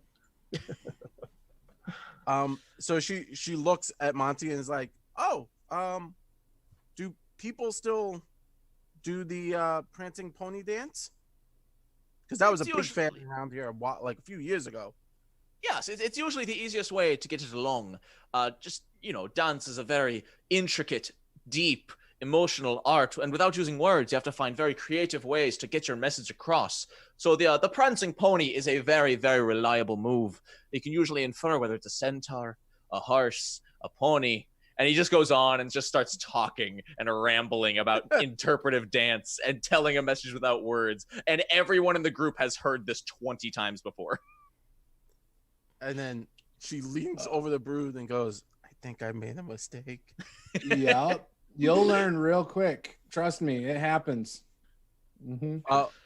And then she politely lets you keep rambling, but keeps, heading with the group. And, and as your story comes to an end, she looks around, and then she looks over at Bubbles and says to Bubbles, so Bubbles, how are you dressed? Is it any way for her to tell that you're like a person who concocts things, or as a brewer? Sure. I mean, I've probably got a number of bottles and vials in a bandolier, along with some stones for my sling, some bullets or whatever for my sling, I'm have a little monocle and kind of a little bit of a fake, cheap, well-dressed. Trying to, I believe the term is bougie, perhaps, and it's what the kids say these days. So yeah. Okay. Just so I understood this, and she leans over and she goes, "Oh, so you're some kind of cook or something? What foods are out there now?" Well, I'm more of a barkeep, really. Barkeep, and mix my own concoctions of various kinds on the side. And then she kind of like reaches into her coin purse and like jiggles out, and she goes, "I'll give you some coins." And she's like holding up a gold piece towards you, and it's like, "Oh, can you make me something?" Oh, yes, I could. And I pull out probably a little bit of that mead. I have like a skin of mead, and I just kind of pour that in there. And as I'm fumbling around, I happen to also find the eyeball. Yes. And I say, "Oh, Monty,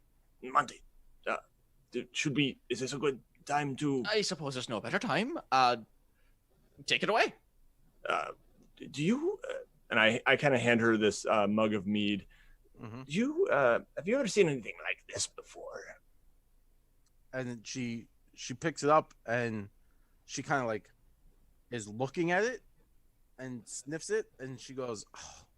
She makes a face as if like something wafted under her, and she goes, oh, this is bad magic. It's not good. It is definitely something I wouldn't use. And then as she's like looking at it, the eye blinks. Oh. And she kind of just throws it back to you. She goes, nope. We could leave that here. The man peddling wares, he slipped it into my pocket. I think it keeps track of stuff. Like it watches and listens. Are you telling me that he's keeping an eye on us? Yes. Hello? Monty, you're going to be such a good dad one day. That's very clever. But I think we might want to leave this somewhere. It's not a bad Somewhere idea. Don't we could worry. perhaps find it later. Wobbles knows exactly what to do. Do you know? Did you eat it? Wobbles, did you eat? Wait, did Wobbles just eat the eye? Wobbles, Did you swallow it? Wobbles swallows the eye. Now he can't see us. Now he can see everything about you, Wobbles. Oh, The yes, most he intimate. He can see everything you keep deep down inside. can. Finally, someone understands Wobbles Leave you guys inside. alone for 2 seconds and you eat the mummified eye. Don't blame us, it's the drunk goblin again! This happens every time, Sally! Come on. Jalna is like just taken back at this. Wobbles, please Salty. make a fortitude save. I hope you're an iron gut goblin.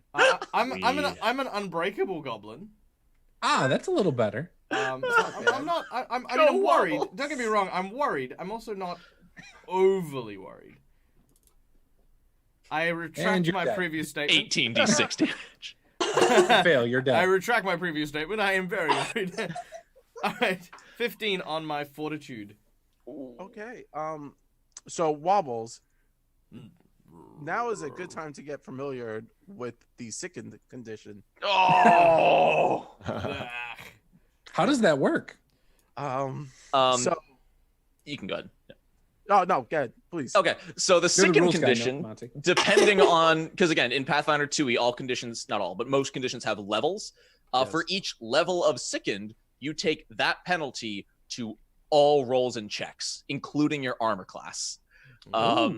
Now, if it's magically induced sickness, you usually can't do this, and it usually has a ways of getting rid of it. If it's normal physical sickness, you can spend an action to Puking. make an additional fortitude save and attempt to puke up the thing that is making you sick. Otherwise, you are just taking that penalty. Yeah, sadly, Wobbles, you are magically sickened. Oh! So you are like very sick. It is sickened 1, and it will last for, because I have to roll a d4 now. Oh, not bad at all. I rolled a 1 on my d4, so you're only sickened for 1 hour. Oh, that's not bad. I'll pour myself a glass of or like a little cup of my own like sake blend that that Bubbles keeps kind of tip topped, and I'll sort of like Just wash it down. You'll be fine. Wobbles found it very vinegary. Uh-oh. Wobbles, you need to wear your mask. Surprisingly viscous. You're going to get us all sick. Wear your mask. Wear your mask. Where's your mask? I specified that the bottles here are not to drink, but I forgot about the eye. He kind of turns to Monty and says, we have to tell him, remember, every time we get something new, we have to tell him. Every "Don't time, drink, I know. don't eat." You'd think after 2 months I'd have known by this point. Really, it's my fault. It's all right. So, Wobbles, your stomach itches. Oh. Like really, like kind of like you got a really bad bug bite. and it's itchy, like right in on your tummy. stomach. Oh. No, Oh, like but on the skin of your tummy. Oh. Yeah, it's like one of those ones where you scratch, but no matter what you do, it's like deep, so you can't do anything about it. Oh, that sucks, Wobbles. You got to do just the thumb imprint to scratch it, not the actual scratching, so it doesn't irritate it as much. Yeah. You gotta push on it type of thing. Yeah. Yeah. He's like Wobbles is like listening to all these home remedies of like how to fix his itching, and he's doing all of them simultaneously. He's You got to put honey on it, He's Wobbles. pushing Put it. honey on If it. you- Pour your alcohol on it. Ooh. It'll dry out the skin. Wobbles, Ooh, ooh, ooh. Wobbles smells If like you a honey go up roasted to ham. that tree Robitussin. over there, Yeah. and just kind of pull off a piece of bark and use that to itch it, that will help. I'm telling you. Or if you've my ever mind is seen the all play, over it. the beautiful performance, The Jungle Book, where the bear shakes up and down against a tree. Like that. Sally, It's all about the bare necessities, man. The simple one. Sally, By the way, is do me a favor? I was gonna say, is our quest giver regretting her choice of adventurers yet? A little bit. She Only 'cause of actually, you, Wobbles. ironically, she loves this. She loves all of this. She's a town girl, so this is like her first foray into seeing new faces and new ancestry and heritages. So she loves it. She's now met a gnome, a dwarf, an elf, and 2 goblins. So she's having a blast and is like laughing at what's going on. And Sally, make a nature check at the tree you're pointing at. Also, while she's making that check, Boris in chat brought up something very important. I forgot about the sickened condition, and it's going to ruin Wobble's day. Yeah. You cannot ingest anything while sickened, including alcohol. Oh, Poor little Wobbles. Okay, for an hour. so that is a For an hour. 26. Rolling like fire. Sally, I want you to tell me the tree you were pointing at. Would you want it to be poison oak or not? There will be no hard feelings. Yes. Come on, Sally. The poor guy's already itching. No I balls. mean, yeah, let's go for it. So See, you just got to dare. as Sally is pointing out the tree and is like, yeah, you should scratch yourself. Jonathan like looks at you and then looks at the tree and then looks at you, Sally, and is like, does that shrug? And you kind of like wink at her like, yeah, I know what I'm saying. Oh. And she just kind of like goes along. She just like laughs, giggles a little to herself, and is like, all right, come on, guys. So Wobbles will lift up his shirt. It's already kind of like pot marked with like tiny little, sort of like little bumps and stuff. Yeah. He takes the big piece of bark. So and with... Wobbles, as you lift your shirt, Yeah. and then as you go to get the bark, so if anyone's taking a look at Wobbles and notices his belly has an eye just blinking. No! Can I poke it Oh no. with my axe? Boink, boink. Creepy. Yeah. Can I roll No, occultism to don't try do to that. identify this weird curse? Hold on. Wait, I have an idea. I take because I mean this isn't. I hope it's not my eye. But then I take the bark and with one just sort of. Oh, How's the eye looking?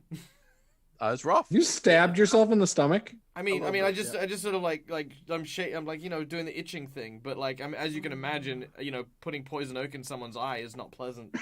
Probably not. It's blinking and crying. Wobbles It's leaking. itchy. Wobbles is leaking. Oh, this is so disturbing. Welcome to Call of Cthulhu meets Pathfinder. I do believe when I said, hey guys, let's pick an adventure path, I was like, oh, this one's kind of creepy. And everyone's like, yeah, let's do the horror one. Yeah. It's all good. I mean, it's only more horrifying because Wobbles ate the eye. Yeah. Well, now we have I something mean, I else feel to like ask it's this self-produced. druid about. So the druid is looking at this and like looks. I've been watching my weight. The little pot-belly goblin as he stares at his belly. Jalden looks over at the group, and as Bubbles is the only other goblin, goes, Do all goblins have a belly eye?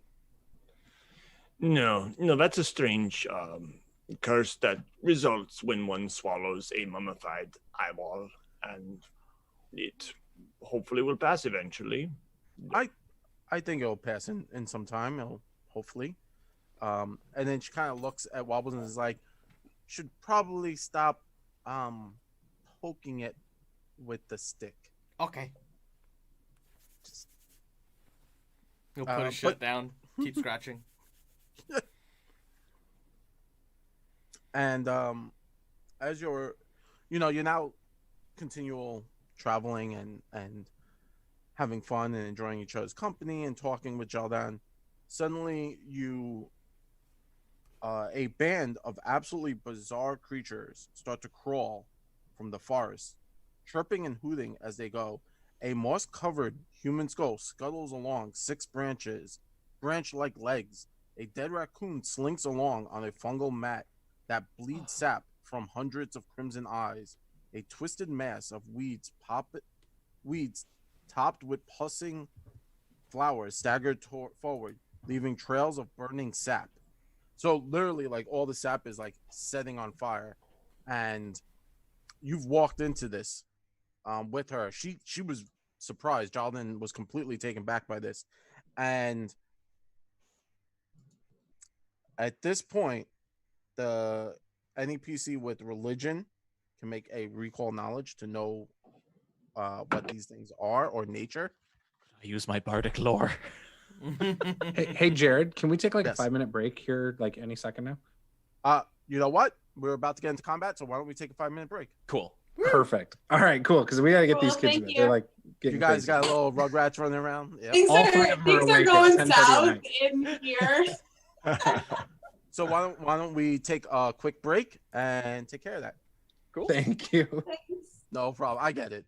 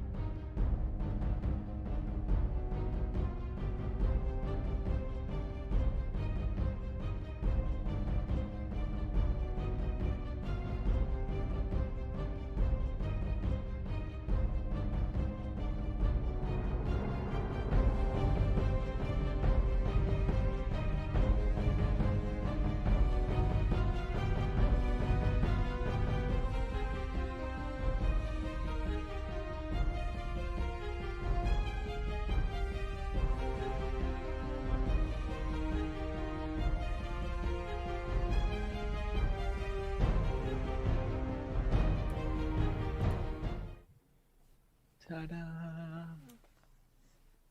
We're back. Hello. The Anvil. Hey, I can see combat stuff. We did it. Combat Are we supposed to stuff. see this in Fantasy Grounds? Yes. Did everyone get the map? No, I did not share the map. Oh, good. I will apologize.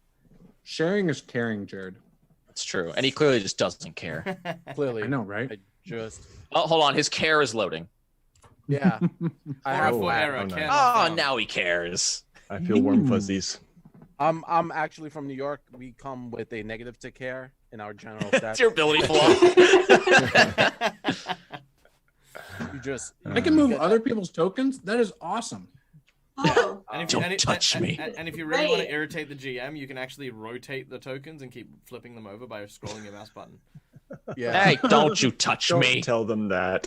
Oh, perfect. Fantastic. You can always tell the people who know and Stop have played with Fantasy moving Grounds. Monty. You can always tell the people who have played with Fantasy Grounds by the fact. I guess of I'm their starting reaction. over here. That's Monty's life now. He's in the ravine. I'm actually Yeah. a double agent. I'm here to kill all Okay. of you. I'm sorry. Welcome I back. was having too much fun with that. Hi, chat. So we left off with the party stumbling upon these horrific creatures, animal flesh mixed with plant matter. One of them was a dead raccoon, a human skull with bark legs, fungus, and they started exploding in their sap, started igniting the land around them. And Jalin stops and is like, "Oh my God, that's them! That's those the spirits, the evil leshies. What are we gonna do?" And everyone's going to roll initiative. Now, normally, if someone wants to say like Monty's like, "Hey, listen, I want to try to diplomatize with these plant creatures," he could roll diplomacy as his initiative. If someone's in stealth, they would be able to roll their stealth as an initiative. Currently, it's mostly just perception. You can't be like, "Oh, I'm going to roll my attack for initiative." Yeah. But it's just perception right now. So everyone's going to roll. Cool. There. Okay, so you said we're rolling perception? Perception, yeah. Yep. I got a I can't find that. 16. Oh. I Didn't can't fill roll out higher than a perception. 10 today. There you go. So the only one that came up was Selly. She got a 19. I got a 19 as well. Do I have to roll it in theirs for you to be able to put an initiative? Yes, please. Okay. I'm sorry. Yes. So let's see. I think I can move you guys around as I see fit. So Okay, I can do this. I can just re-roll in here. Maybe I'll roll better. Hiya. Oh, okay. All right. Is that one? All right. I see so many dice. All right. rolling. You're doing so good there, dude. You're doing struggling. so good. I'm struggling. It's okay. I'll because we don't Hey, really need the combat tracker. Brogan does not roll any nat ones, okay? I never roll. No nat ones. Never. No, No, one. never. What the heck? No, It's the No, digital not. dice. They don't count. it doesn't count. Physical stuff that counts. Yeah. That's why I have Like all my these. weighted dice are the only ones that they're Exactly. You get it. Okay. Oh. Wow. What a Go D20. Bubbles! So I I rolled my bought a physical D20. die and I got a 17, and then I rolled my die in Fantasy Grounds and I got a 15. But that now I'm realizing it's my perception. But my perception is a -1 in here, but it should be a +1. Yes. Because you just rolled you a rolled zero. a 1. So Yeah, I now rolled you a got and a got 0. 0. So I rolled a 2, So but it should be. wobbles. I'm just doing it the old-fashioned pen and paper way. I got a 19. Brood got a 12. Sully got a. I fixed mine. I re-rolled it with the initiative button. Thank you. There's an I initiative. made it a button? 15. Can I re-roll? Yes. Kidding. We take the nat Monty. ones and we roll with them. Monty got an 8. I got a 9. 9, sorry. Yeah, +8 to initiative. For clarification, are all the squares 5 feet or 10 feet, or is 1 5 foot? feet. Is the scale 5 feet. different? Okay, I just but wanted to make sure the scale. Pathfinder does diagonals weird. Yes. Every other diagonal is 10 feet. 10 so feet, if you're looking at the map, and 10, 5, so 10, 5. this would be 5 feet, then 15 feet, Mhm. 20, 30 feet. I actually like that. I think, yeah, I do too. It also makes area of effect easier to calculate off the top of your head. Yeah. Yeah. Bubbles. You got 2. And so 1, 2, 3, 4, 5. 5. Perfect. And go, my creatures. Make my monsters big, as Rita Repulsa would say. By the way, I don't like the 5-10, 5-10. Oh, No. We should fight. I guess you should Change just my mind. get out. It's going to be right up there with that way. for him, you know? It makes Yeah, movement more. You have to ration your movement a little bit better. In my opinion, like in D&D, it's way too easy to be like 5, 10, 15, 20, 25, 30. Okay, now I'm here, and I'm never moving again. I just don't you like can move. giving a crap about movement. I'm just like, let's get into it. Like, if someone wants to do it, just do it. Like, It's just you're like, 5 hack everything. I placed you 35 Heck. feet away. I mean, you were only 30 feet away. See, nah, especially with Pathfinder and the action economy being so important, Mhm. 5 feet can be such a difference. no, That's I why understand. like weapons with reach now are so much better, because if your opponent doesn't have reach, they have to waste a full action moving 5 feet up to you if they want to attack you. Right.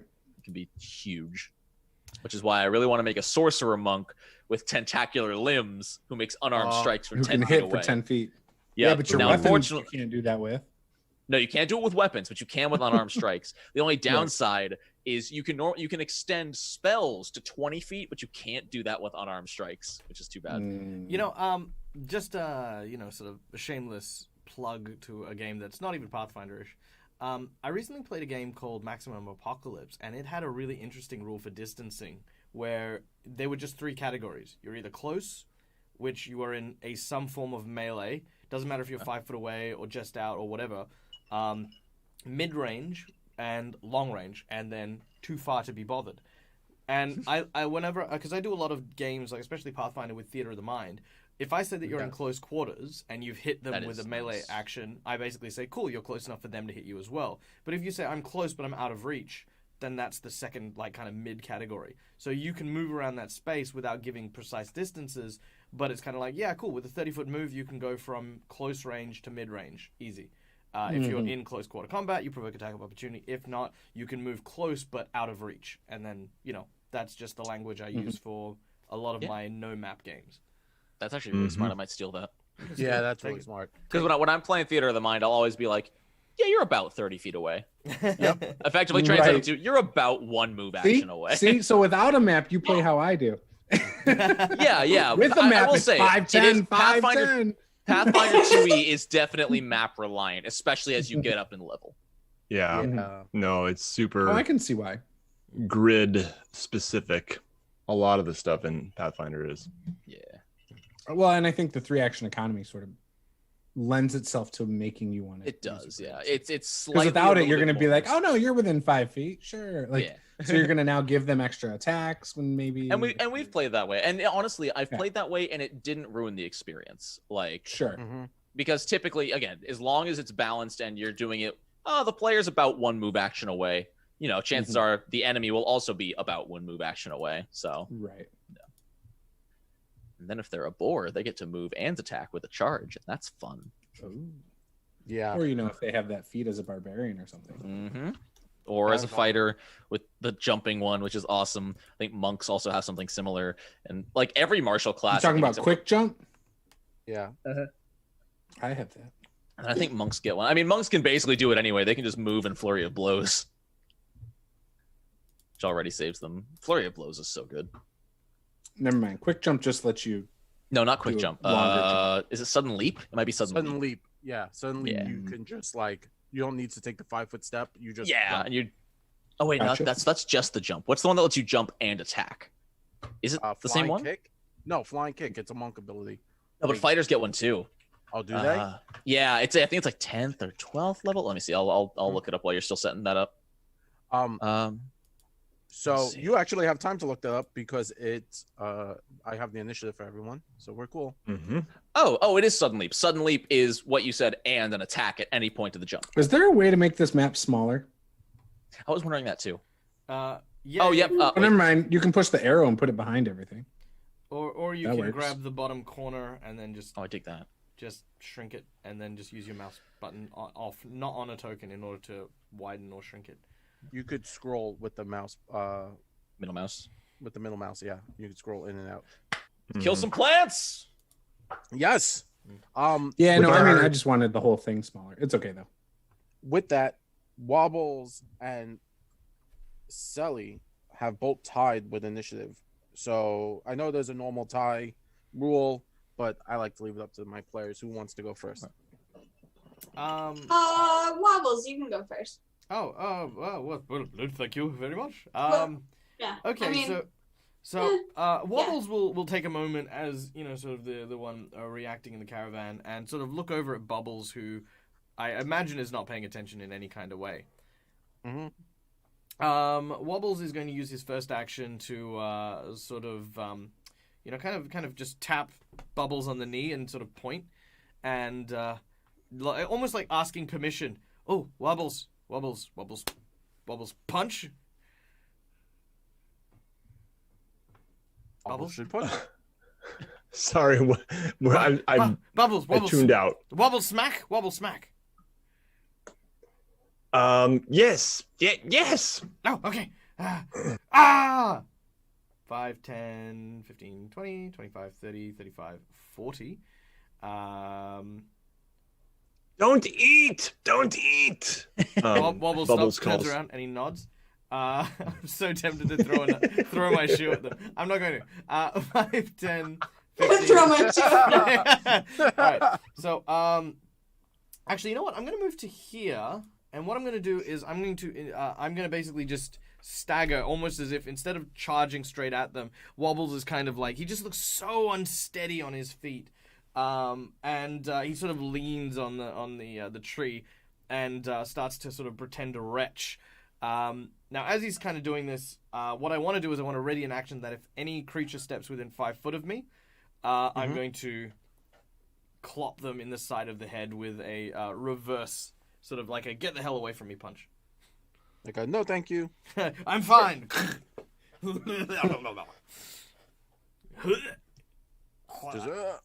Awesome. Selly, you see Wobbles kind of jump into the mix. What would you like to do? So Silly actually kind of calms herself for a minute, and she brings her arms up, and it gets really quiet. Mm-hmm. And then all of a sudden you see these vines begin to come up from the earth in the middle of our, plant friends over there, and try and entangle them. So I will cast Entangle. Yes. So I believe I have to make a few saves. Yes. Reflex, I believe. Okay. Yes. Let me quickly roll those out on my silly little... It's a 20-foot radius, so it's not... Oh, no, it should hit everybody. It should hit everyone. Yeah. Should So- hit all of them. In the back, I'm just going to highlight them. The little angry fires are actual fires that have started. Oh wow. Just so that Probably you know. bad.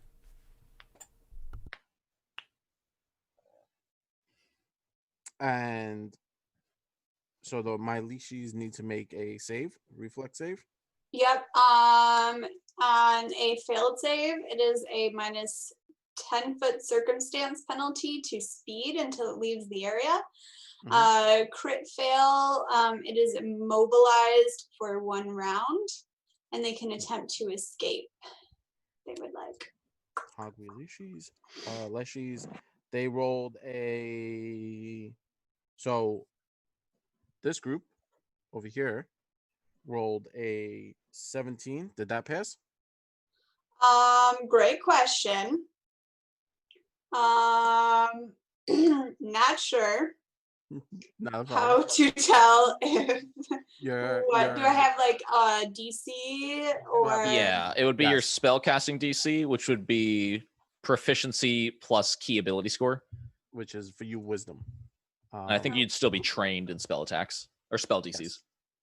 So it's going to be. Ooh, my phone is going. So yeah, 10 plus wisdom 10. modifier plus proficiency. Yep. Okay. So you have a 14 plus,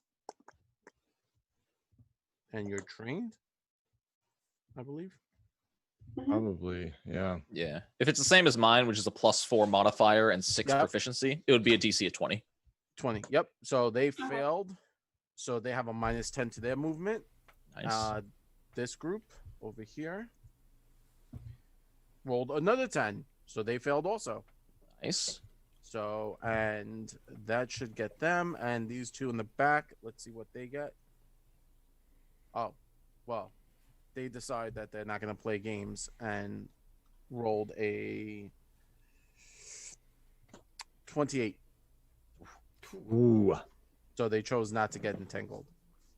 Not a crit though. They just decided. They said, no thanks, thanks, but no thanks.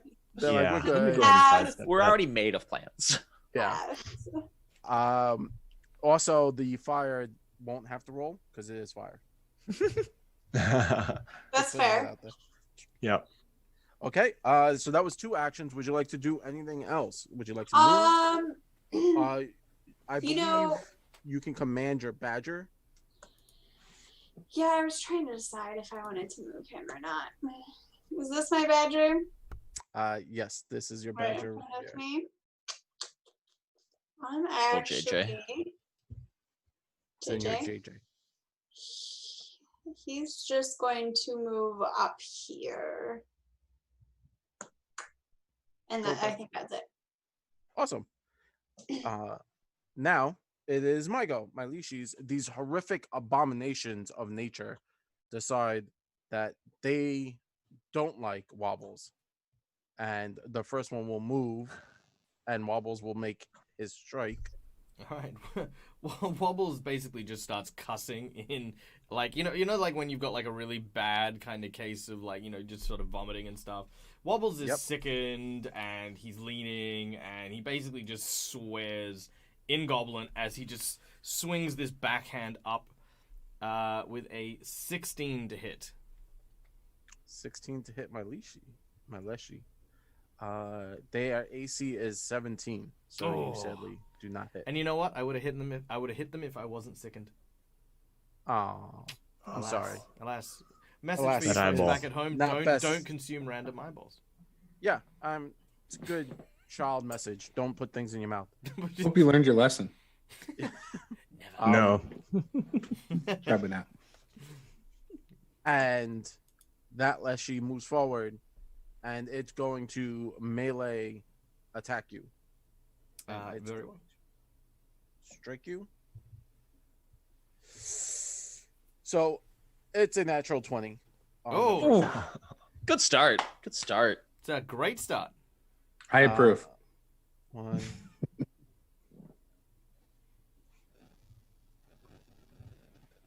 Yeah, you're dead, man. So I'm fine. This is just one. There's like 20 other ones right there. I'm fine. I'm good. 15 points of damage. I rolled really bad. All right. 15 damage. Yep. Now as he hits Wobbles kind of crumples a little. As he sort of continues to swear. He's leaning. He looks really rough. However, the martial arts style that Wobbles use is the stumbling style. And because he has struck me, he is now flat-footed against me for the next turn. Nice. Don't you have to enter the stance? Oh, yes. No, you're right. I do. Damn it. Mm. Never mind. I don't like being that guy. I'm sorry. No. Be that guy. Be that guy. Because, I mean, it's also about learning stuff. Well, hang on. Wait. 5, 10, 15, 20. Way to go, Nonat. Way to go. 40. I'm sorry. That's fine. That's his whole channel. That's He's my like, job. I know everything. It's the whole reason we kept him here. Hey, That's Paula. the only reason I'm here. Take notice. It wasn't me fixing the rules. There's a first for everything. Just wait until you know the system a little better. Yeah, you'll Yeah, learn. I know, You'll right? learn. Oh no, I'm sure I'll hear about it, you guys. If she was running the game, I would have just texted her. Although actually, I will point out a slight not flaw in the rule, but a flaw in Fantasy Grounds. Just FYI. So the abilities and features in Fantasy Grounds often do list whether or not things do cost an action. For whatever reason, the actual stumbling stance style doesn't come with a little token that normally would indicate a single action. Yeah. So FYI, I did check that, and yeah, everything else does. Like, you know, if you click on like Flurry of Blows or whatever, it'll have, you know, the little marker, but it doesn't have one for the style. So Weird. So be aware. None of the stances have one? Well, No. I know Stumbling Stance doesn't, but Stumbling Stance doesn't, but the other ones do. the other ones Oh, do. okay. Okay. Yeah. I think it's because it's new. It's new. Yeah, that could literally. They're- Gotcha. That might Probably be why they just updated. rushed to get all the APG stuff in. Yeah.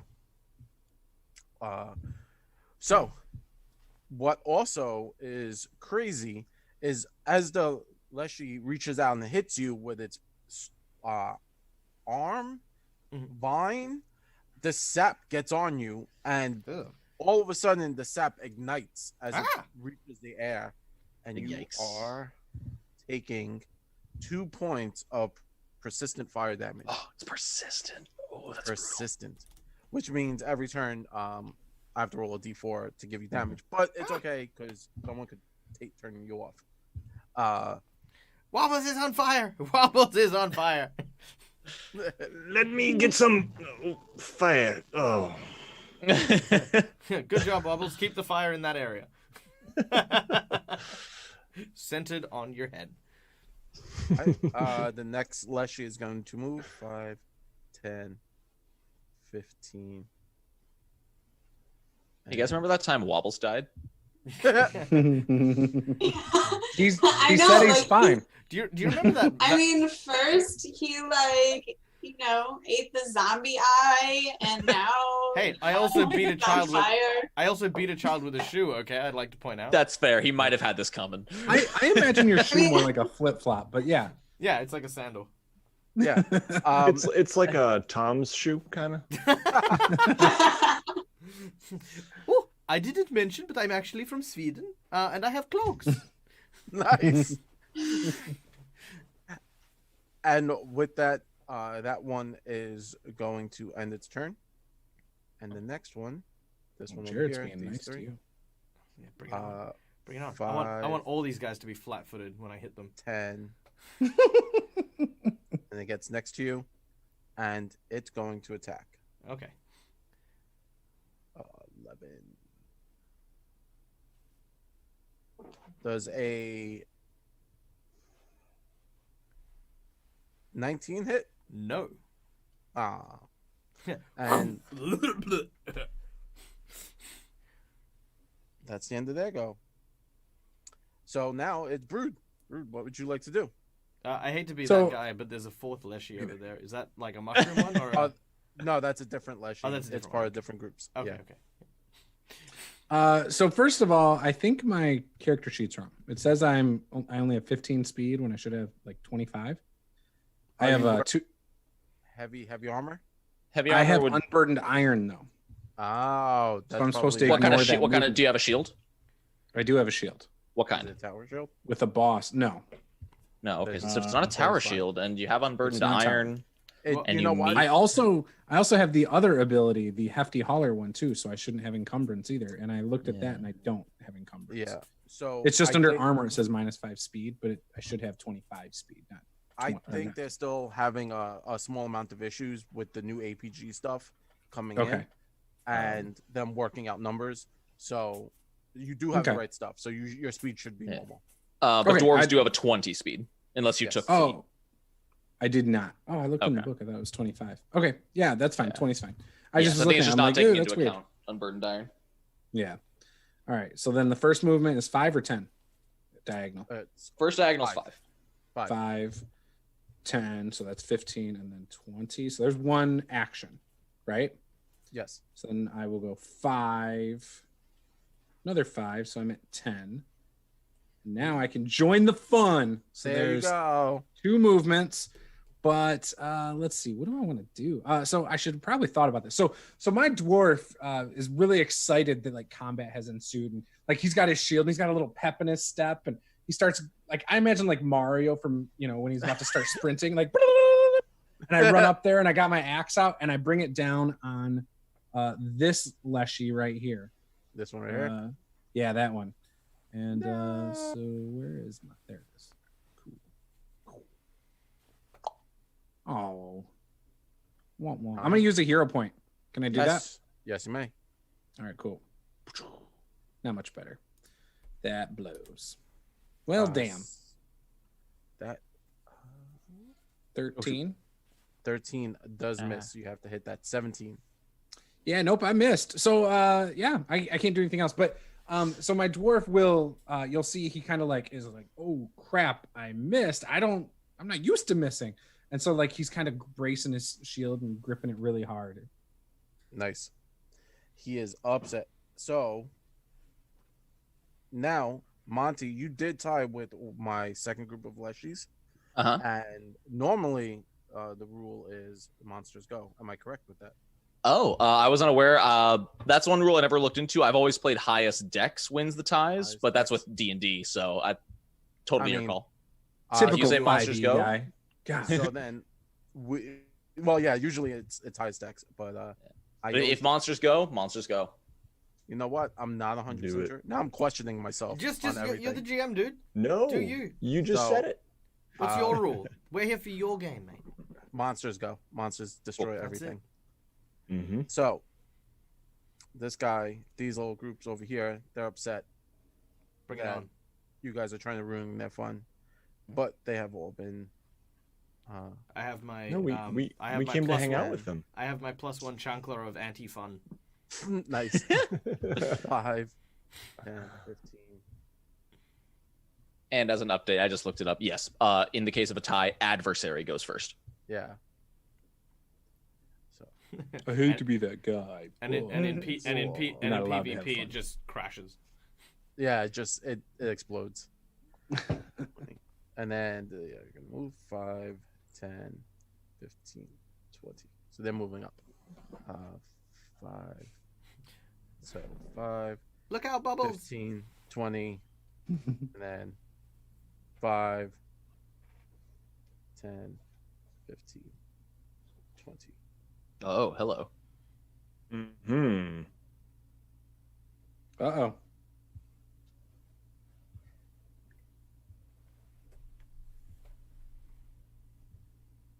Alright.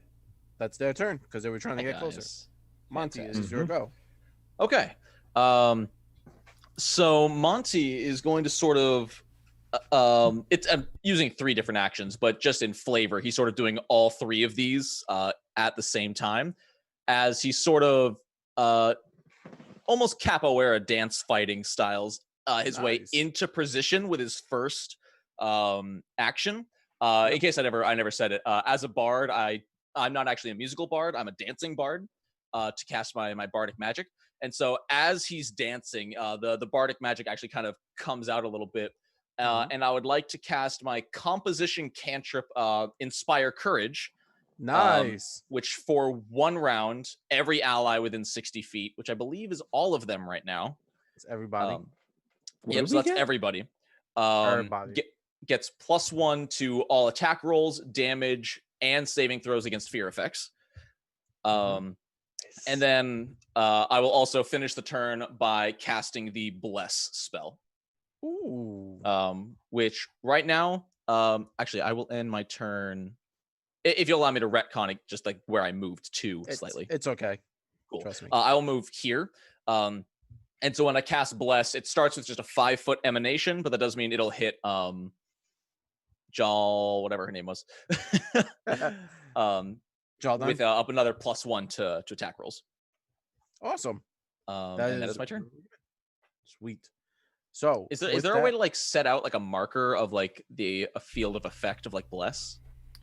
There is. How big do you want it? It's a 5-foot radius around me. So just every square adjacent to me. And only allies. Oh, hang on. Oh, nice. How do you do that? Is that selection mode? If you go right click and then click pointer, and then draw a circle, you can draw a circle centered. Well, you can try to center it on you. It can be a bit. Oh, I see. Okay. Yeah, it takes a little finesse. Yeah, so you click there. There. Oh, Perfect. but you can't. Okay, that works. Cool. Yeah, so anyone in the squares touched by that circle gets +1 to attack rolls, and then everyone also gets +1 to attack rolls from Inspire Courage. Nice. All the pluses. So potential +2. Yeah. You can't make it bigger than 5 feet. So the way Bless works in 2E is Not good enough, Monty. Come on. I'm doing my best. I'm still practicing. I'm still warming up. But on all my You future could have done a turns, couple backflips there or something, on future turns, I can spend an action to concentrate, and if I concentrate, I can extend it another 5 feet, and then another 5 feet. So and we then don't get another the 5 bonus feet. Cool. yet. It's really No, not cool. yet. Bane Don't works get the that. same way for negatives against enemies. I had no idea. They made Bless really cool in this one. Yeah, Bless is really good, especially at a low level. Mhm. All right. Monty went. Monty did a lot of stuff, and sadly though, it is my Leshy turn. And the ones in the back. Oh wait, hold on. Are they circumstance bonus? Hold on, someone might have just broken. Status bonuses Status stack, bonuses. right? I believe so. Because circumstance It's not bonus the don't size of your stack. blast. It's how you use it. That's great. Thanks, Boris the Blade. Let me see, because that might break a lot. Circumstance, item, and status bonuses.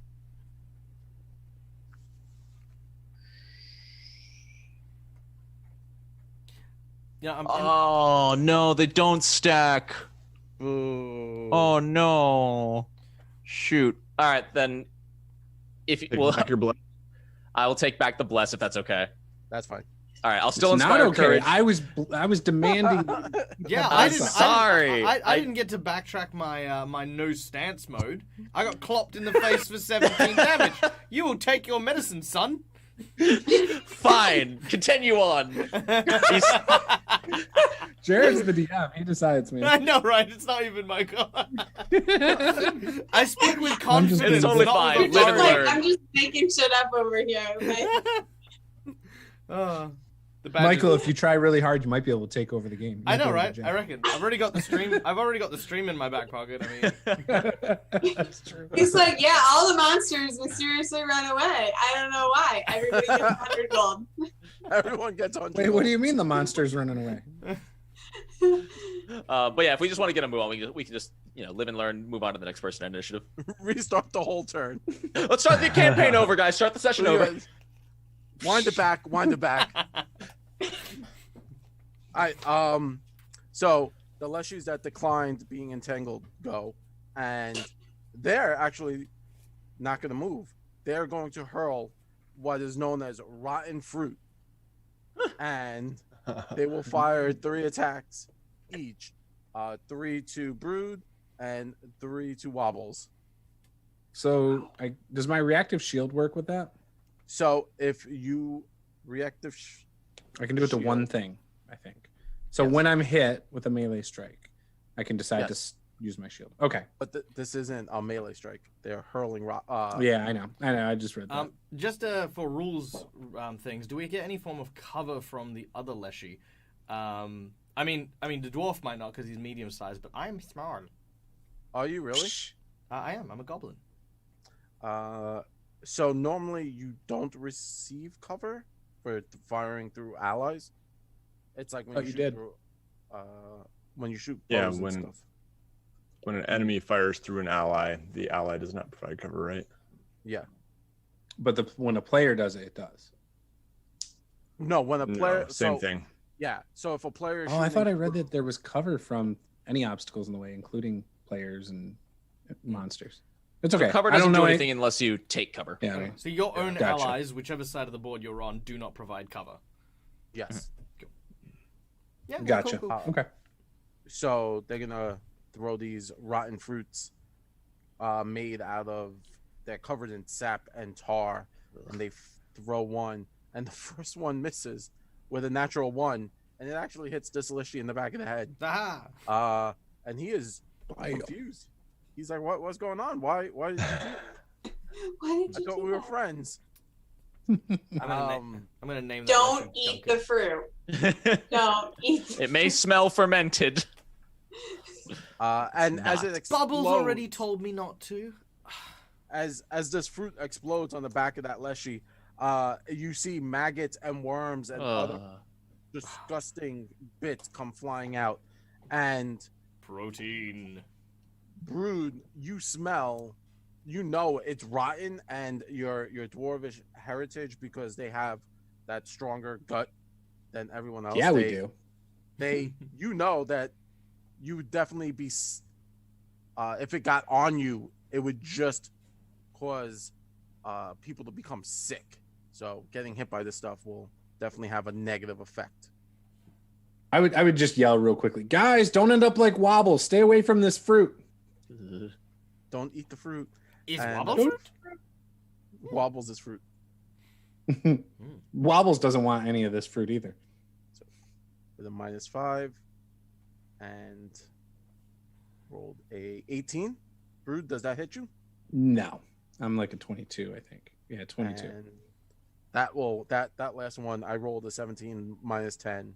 Yeah, that's just gonna go flying wide. And 3 more. So that's a crit fail, isn't it? 17 plus the 7 plus its hit 8.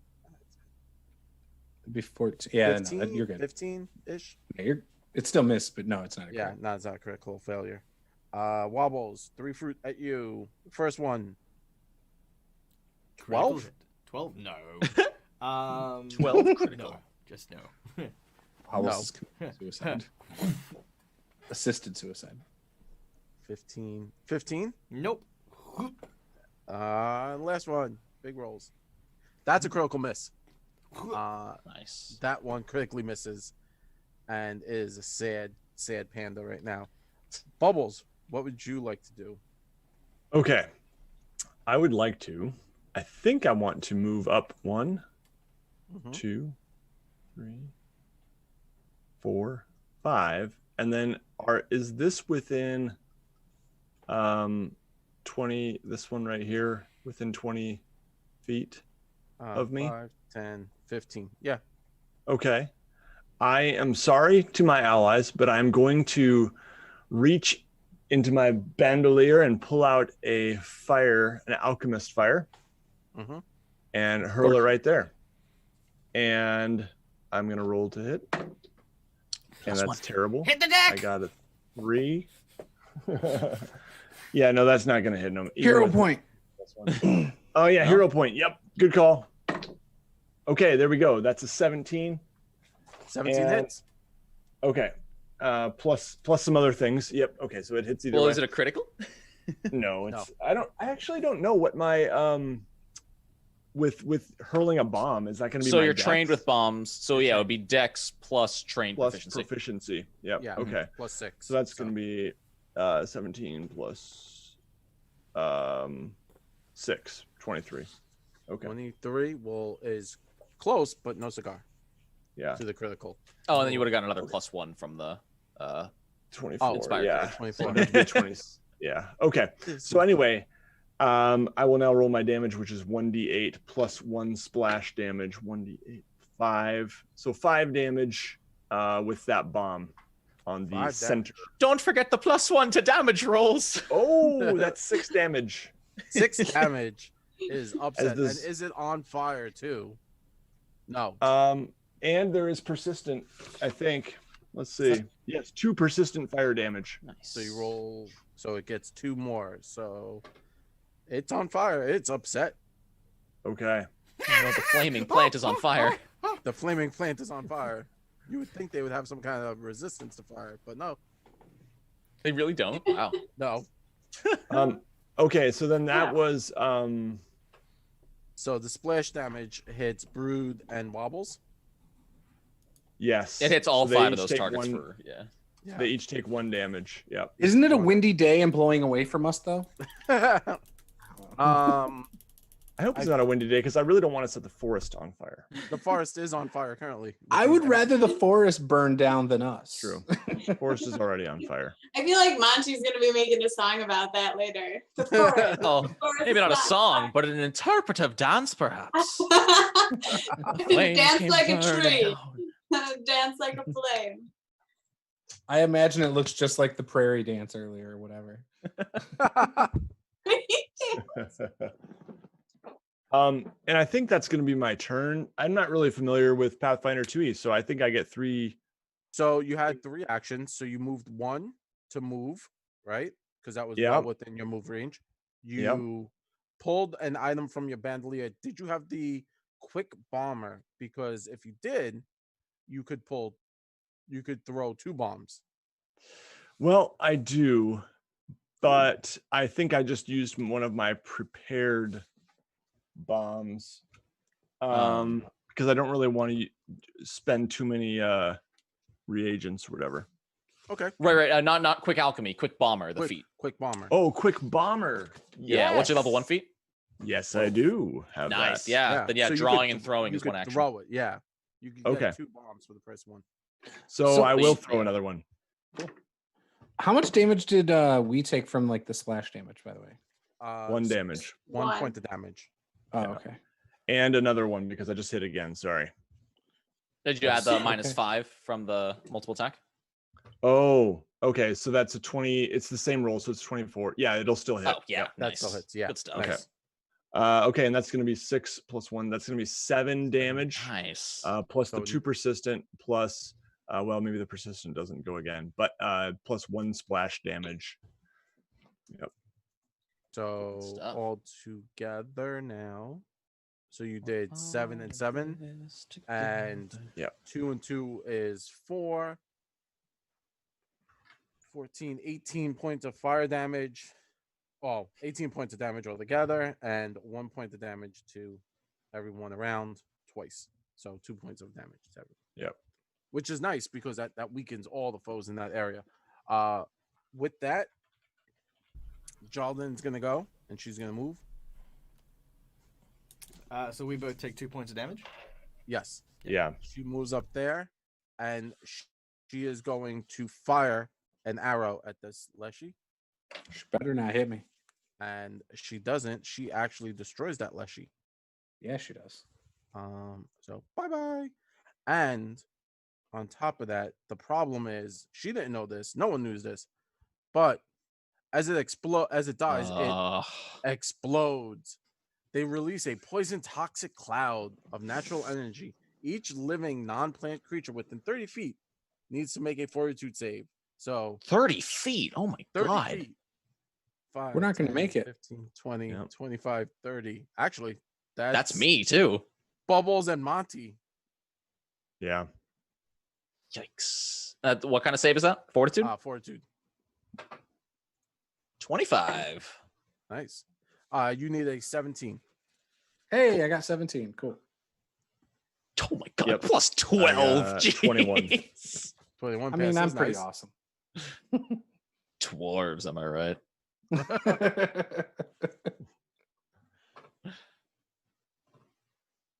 All right. Wobbles. Oh, sorry. Fortitude. There we go. Natural Oh. 20. Wobbles because of Nice. all your drinking. You're like, no, I choose not to take this. And that actually hits Jaldana too. So I have to roll for her. That's a massive Oh, burst. That's scary. she It is. actually takes a lot of damage. Ooh. 6, Guys, Jaldan's gonna die. 5. She takes 11 points We're of gonna damage. be like, we don't know how to. Wait, That's we're okay. supposed to kill the quest giver, guys. She takes 11 No, points. that's that other fantasy game. Oh, This We're is playing what a happens when your sophisticated- players hijack the quest. And so wait, if we succeeded, do we take no damage or half damage? it was a. Let me double check because I believe it might be a regular fortitude save. If it's basic, we take half. It's a basic. You take half. And what was the amount of damage? Ooh, dang. Basic fortitude, yes. So Okay, so Wobbles takes 11 round up. nothing, and 11 round up. So 6 points. Yeah, Wobbles so takes 0. Cool. 32. And the rest of us take 6. 6, yes. Yep. Okay. Yep. Cool. So she did her action, and the fire goes. No one ever expects the fire, and it spreads. Actually, And that's we're what fire dead. does. And we all asphyxiate and die. Fire spreads, everyone dies. Better than rocks fall. Yeah. I've never seen a character die from rocks falling. Just Oh, if I run a game for you, you will see it Challenge up close and personal. The night is young. And full of Oh terror. wow, like it's super spreading. It's spreading. Yeah, it spreads. It's Actually, fine. it should be 10 feet square. So it spreads a 10-foot. 10-foot square? Yeah. Jesus. Yep. So we are playing on the harder mode, just to let everyone know. Oh, because we're Society- level 4. Because you're level 4, yeah. In society, Yeah. It's okay. Amps. We got like 30 minutes to get TPK'd. We're good. Yeah. Do we Wobbles- have a time limit on the game tonight? I mean, there's no time limit, but I know Paula turns to a pumpkin around this time usually. Awesome. I was well, after my next turn, I'm gonna go lay the baby down real quick so that all the kids are in bed. But yeah. Yep. You know, But it's probably Wobbles. like I have faith in Wobbles. Wobbles can kill everything in one turn. yeah, Wobbles. All right, end it. 1 turn. Let's go. Oh yeah, that's it. All right, here we go. Just Ready? nat 20s. 3 nat 20s. 3 nat 20s. Okay. What? Okay, so I'm gonna take Wobbles. Wobbles sort of stops. He looks at the big welt in his head. He's still on fire. You know what I mean? Yes. He takes up his stance and he sort of looks at these guys and he's gonna use. I'm just gonna use flurry of blows on this Good dude. man. Get that 17. Oh yeah. All right, so here we go. So the first attack is, let me just check this here, because flurry of blows. Bump, bump, bump, bump, bump. Make 2 unarmed strikes. If they both hit the same creature, combine their damages for the purposes of resistances and weaknesses as it flourishes the trait. So the question I have is, am I still making 2 attacks with the same penalties? Yes, your second one yes. will have the multiple attack penalty. Sweet. Yep. Now I have agile as a feature of the unarmed strike. So it's a -4 instead of a instead of a minus. -5. Yep. Cool. So the first one's natural, and the second one's at a -4. All right, so Wobbles says, piss off! And he smacks him with one hand. That lays into him. Wobbles is then going to, now falling prone, is that a free action? Yes. Yes. All right, so I'm going to fall prone, and at the same time I'm going to raise my foot up and kick him square in the gooseberries. The gooseberries. Yes. And that's a 21. Nice. Wow. Okay. Yeah, both of those hit All right. hard. That is... I total- don't want to be that guy, but did you enter your stance this turn?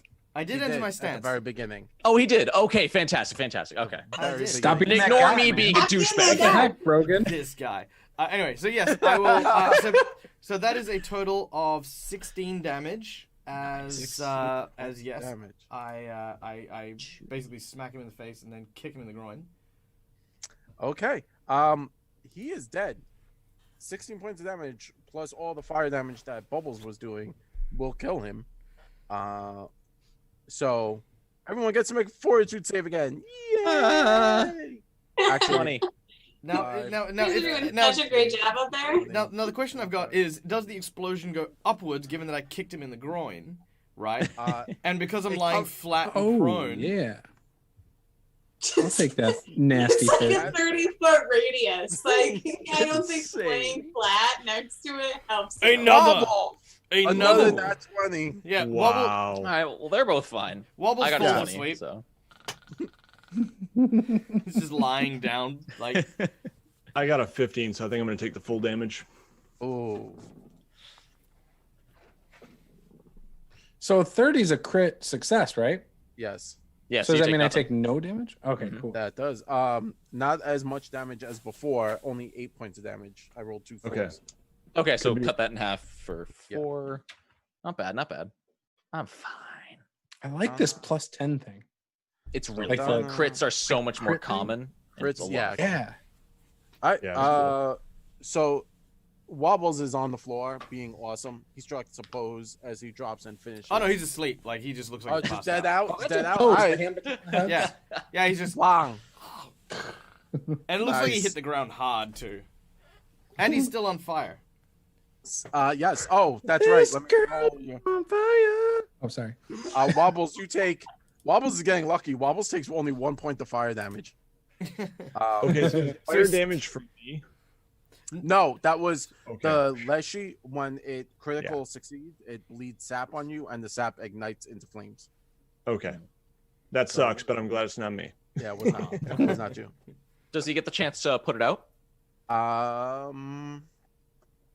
Because unless it says otherwise, you always get a flat check to remove You persistent do. damage. Yes, and he is on the Paula floor. Brogan is me. So yeah, go ahead, go for it. Go for it. Make Try a to check eat to the sap. I'm just trying to protect my drunken friend from burning to death. What So check would I make? It's a so Yeah, you just even- roll a 20, and if it's higher than 15, I believe. Not like that. I'm gonna use a hero point on it because Yeah. I feel like that was too cool for me to end on a 3 on a roll. Ah, that'll do. That's fine. 7. Okay, there you go. Sadly, that does not That's take it fine. out. That's fine. So I'm just sitting there sizzling. Just it was only 1 point of fire damage. It's like a firecracker going Yeah, off. you'll Yeah. be fine. Fine. Mhm. So next up is Silly. All right. Kill them all. I feel like Oh. she's like, I'm gonna stay in the back. I've been seeing stuff explode. Send the badger up. Sacrifice. I'm gonna Oh, I'm actually gonna. So, Silly actually starts running forward. She looks over at JJ, and JJ like jumps up, and then when he hits the ground, he starts to burrow into the ground. Nice. And he moves forward a little bit, but as Sally moves up, her naturally, hot pink hair begins to grow redder and redder. And when she gets up there right in front of this plant creature, you notice that there are flames in her hands, and she will go ahead and almost throw them in an arc right in front of her, hitting these Okay. 3 friends. So I'll cast Burning Hands. Nice. all right. So that is a reflex save. Okay, these guys are terrible. So let's see what we get. 1. Oh man. Does a 14 pass? That's going to be a negative. Then 1 failed. 2 got okay. Another 14 and 1 pass. All right, cheer for so it is 8 damage. On the first 2, take 8 points of damage as fire ignites out of your hand, and the last guy takes 4 points of damage because he was a little further away. Hmm.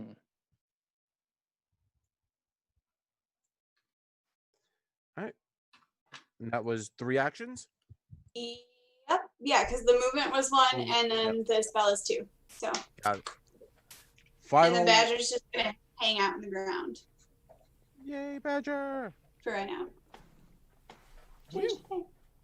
And my Leshy goes up here. He's gonna swing on Brood. Yeah, I'm not worried. Back. Oh, are you sure though? He's got nothing. Because I rolled a 25. Does that hit? Barely. Confidence. Barely. Fall. My shield only gives a +2 when I use my reaction, doesn't it? If depends you have on the reflexive shield, yeah. Yeah, I do. Okay, then yeah. I'm not Only going to if you use it for that though. Okay. 4 and 9 points of bludgeoning damage plus burning sap. But How much is the burning sap? That only works on a critical. So okay. And next attack. I wish I could show this to you because it was a natural 20. What? Yes. Okay. But I still take map, so it is a -5. So that will be a. You'll be fine. 25. Does that hit? That hits. Okay, so that is a critical then. So that's 2d6. 1, 2, 8, 13 points of damage and 3 burning, persistent burning. Yikes. Okay, I'm bleeding. And my last attack at a -10 is a critical failure. Sweet. Critical failure undoes all the damage you took from the previous attack, right? I believe, I think it yes. I think so. We should double check the rules on that one, but yes. But Brood, it is your go. So Yeah, I'm not happy about that. So I'm just gonna smack him right back. make it happen, Captain. How do you edit your hit points in Fantasy Grounds? Wounds. Yes. All right, so there's my first attack. That 17. That will I hit. see, okay. All right, and then damage. 7. Nice. All right, and then I'm gonna come back. So I kind of swing down with my axe, and then my next one's gonna kind of come back as swinging up. It's gonna definitely miss. Woo-hoo! I imagine as I swing upwards, my axe flies out of my hand, and I like watch, and I'm like, "Oh, please don't land on my head!" And it misses. Just and lands on somewhere. wobbles. Wobbles is asleep. He doesn't notice it coming for him. Maybe it lands like right between his legs. No. So yeah, you kind of lose a little control there on that last swing. And what would you like to do for your -10?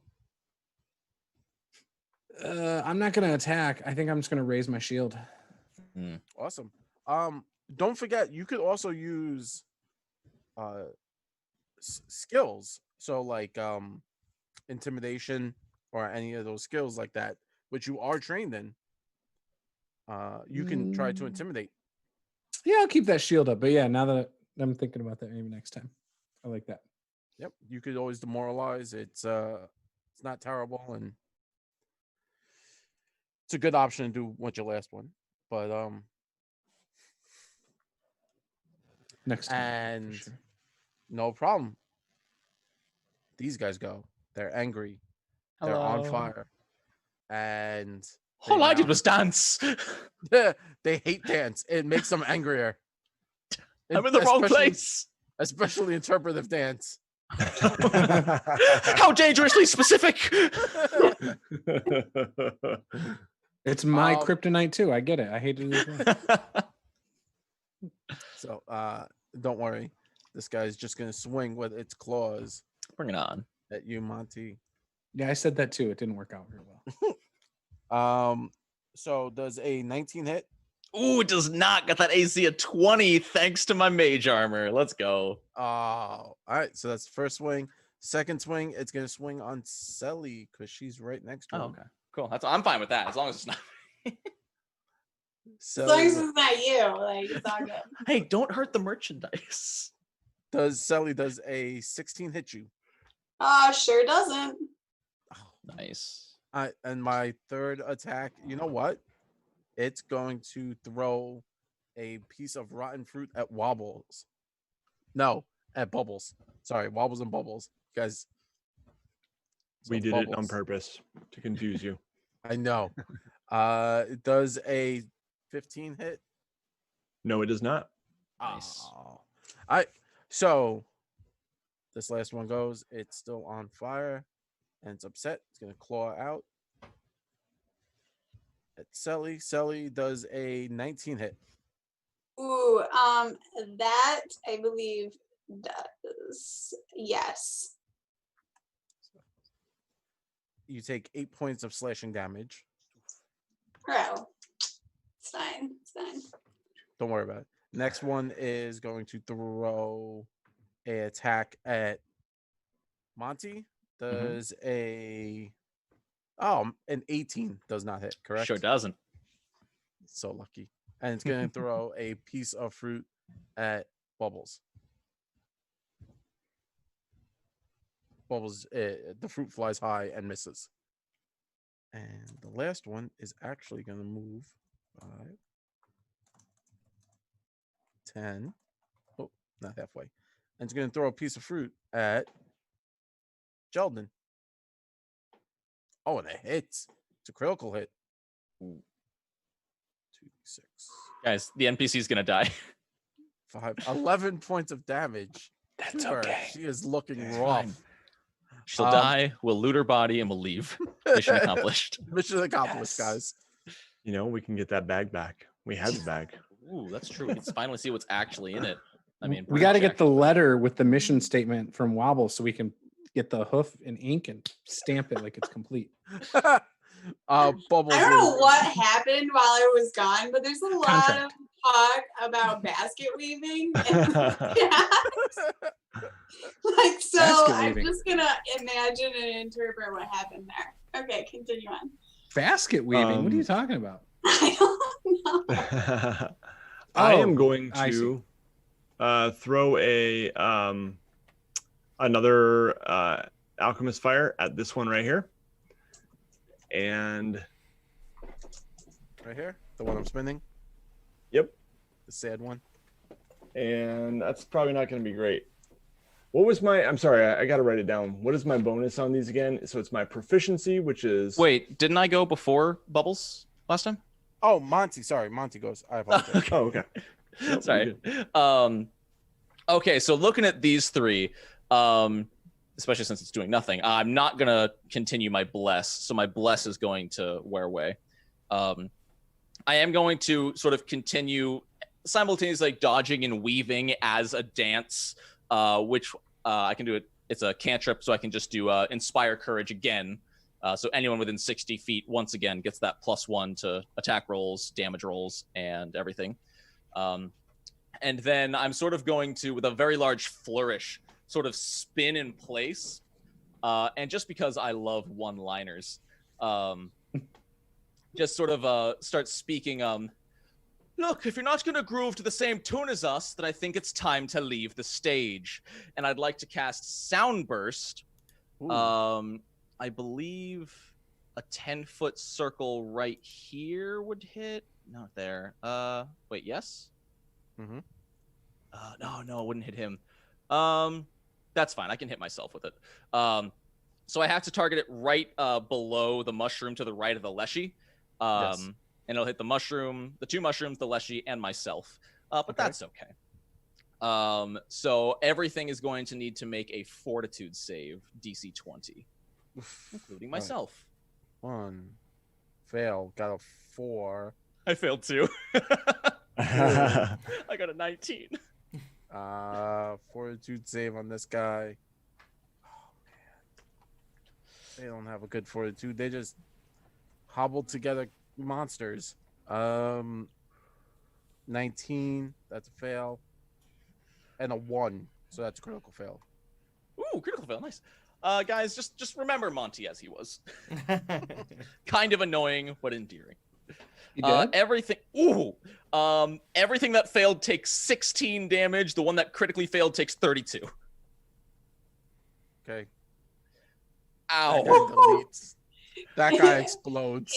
Ow. And now the explosions. I'm okay.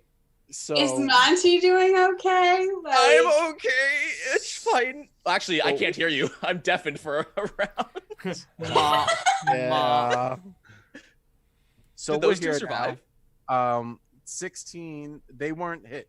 They just got. They were fresh. Their hit points are fairly close to not there. Oh, okay, I gotcha. But those 2 are also deafened for 1 round. they are deafened. That's Yep. that's good to know. But so that one in the middle exploded. What's nice is those don't have that exploding I was banking on that. burst. They are different. They are actually different types. Those are plum versus the hogweeds who explode. Gotcha. Okay. Well, that's 3 actions from me. So 30 points of damage, huh? I gotta like keep that in my repertoire. That was pretty. I mean, I rolled 2 8s on 2d10, which is pretty good, but That's pretty good. oh god, I was gonna knock myself out there. Now Bubbles go. Okay. So I actually want to throw a firebomb behind this one right here. Okay. In the between that and the 10-foot center there. Because I just realized I have the you could calculated not to... splash. Yep. And I'm gonna try to get a decent amount of splash damage on these guys if I can hit that spot. And I will hit that spot because that's I don't know if I need to. I don't know if that spot has an armor class, but anyway, I got a 21 to hit. That will hit. Okay, and then that's just going to be 4 splash damage to each of these, and that earth right there, that grass, it is going to take. It is going to take 1 fire damage. Oh, Take that, grass. And the forest continues to burn. Poof. So both of those leshies explode into a flaming burst, but as they scream, they don't hear each other scream because they are deafened. I don't hear them either. I just see this silent. Yeah, it's just silent terror upon their face as they explode into flames. Sully hears all of it though. Bubbles, that was your 1 action. You still have 2 more actions. What would you like to do? Yeah, I think I am going to move up here. Do it. And I am just going to actually throw a dagger at this one right here. Yeah, do it up. Bubbles, and that is going to be not great. 16. I think I just miss. That with my +1? 17, and that does hit. Yes, and that +1. So close. So clutch. So clutch. All right. Do it. So 1d4 +2. Here we go. Hey, I got a 4. Clutch, Plus 3. Plus 3. Go. +3. Okay, so that's 7 piercing damage as my dagger just flies through the air. Okay. Are you ready for this? Because everyone needs to make a save again. Wait, do I this time? Is he within 30 of me? He is not. 5, 15, 10, 15, 20. Fortitude? I think he is. 5, Fortitude, 15, yes. 20, Ah, 25, okay. 30. He was. Oh my god, like he was. touching you. Yeah. All right, I got an 11, but I'm gonna burn my last hero point on this one. Oh god. Ooh, 17. I got a 14. I think I'm also gonna burn a hero point. Do it. Give me those. 28's a hero crit points. success, right? Come on. Yes. Natural 20. I got a natural 20. Nice, nice. Oh my god. Would Hero someone like point to well spent. Would someone like to roll for Jalden? Because I keep rolling really bad for her. I mean, sure, I'd love to because I'm not rolling any of these. There you so. go. There you go. Do it. You So. go. I mean, I got a 10. Okay. Something, maybe. She's so gonna die. I have Did she get anything else? she does get a stat bonus for her fortitude. It's plus 10. So she just got a 20. Oh. So it's not so Okay. bad. Okay. So Yeah, she is going to not take bad. half. She's going to take half of that 2d6 that's coming out. Oh man, that's a high 6. And that's a high 6. That's 12 points of damage. Ooh. I'm If you- glad I crit. If you failed, you take 12. If you critically failed, you 24. 24. And if you got a success, you take 6. And I take 0. And I take Yes. 0 as well. Awesome. Freaking Uh, nerves. So it's Jalden's turn, and she's going to move this way, all the way away from everything that's happening. You hide, honey. And she's actually gonna she's gonna spend the movement to get there, Oh, you guys can do and then this. she's going to move up a little bit actually to try and stop the fire that is still spreading. So that's still a thing that's happening.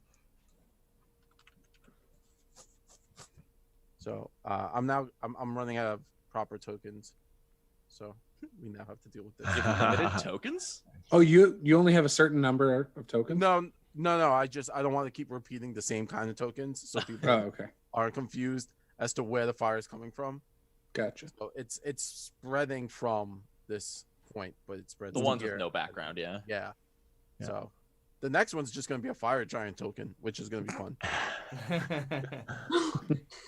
Fire giant token, not token, not a fire giant. Yes. And I think we can take them. My last two leshies are actually going to do. This one is going to get attacked by this one. This one is going to attack this one. Oh. Wait, they're attacking each other? Yes, they are chaotic evil. That sounds weird. They're killing each other. Unless it's gonna heal them. I mean, like, are you guys? Where's gonna the argue unity? about it, though? You know, like, just let it happen. Just let it. There's no unity among them. That's so sad. they can't feel. They're gonna feel something soon. Well, one of them My may axe have. upside their head. Someone disappeared. Oh, What the? What is that? More fire. Oh, it exploded its friend into more fire. More fire. How do you explode him? What do you do to him? He hit him with rotten fruit 3 times, and I rolled a nat 20, a 19, and then an 18. So I'm kind of sad I didn't throw it at players. I was like, oh, come on. wasting the good rolls. Yeah, I literally just wasted all the- Seeing this happen, I turn, still deaf, to Selly, just like, I don't think this is a very good situation. Like, way louder than he needs to. So you guys have to deal with this fire before it consumes the map. That's kind of the premise of the fight. Okay. That's Yeah, the I mission? mean, totally That's got not the this. whole mission. You We should do something about this. Can I blow on it? You can. Actually, there is a way to fix this. Yeah, I think There's fire a you way can to use fix it. it, you guys. Oh, good. There is a solution. There is a solution. Actually, the druid probably has the best solutions. Yeah, I got this. Depending on what she chose. I think you can. Is it an interact action to put fire out? Yeah. Yeah.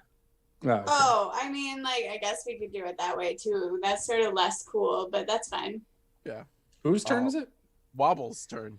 All right. Okay. So, Wobbles is taking a nap.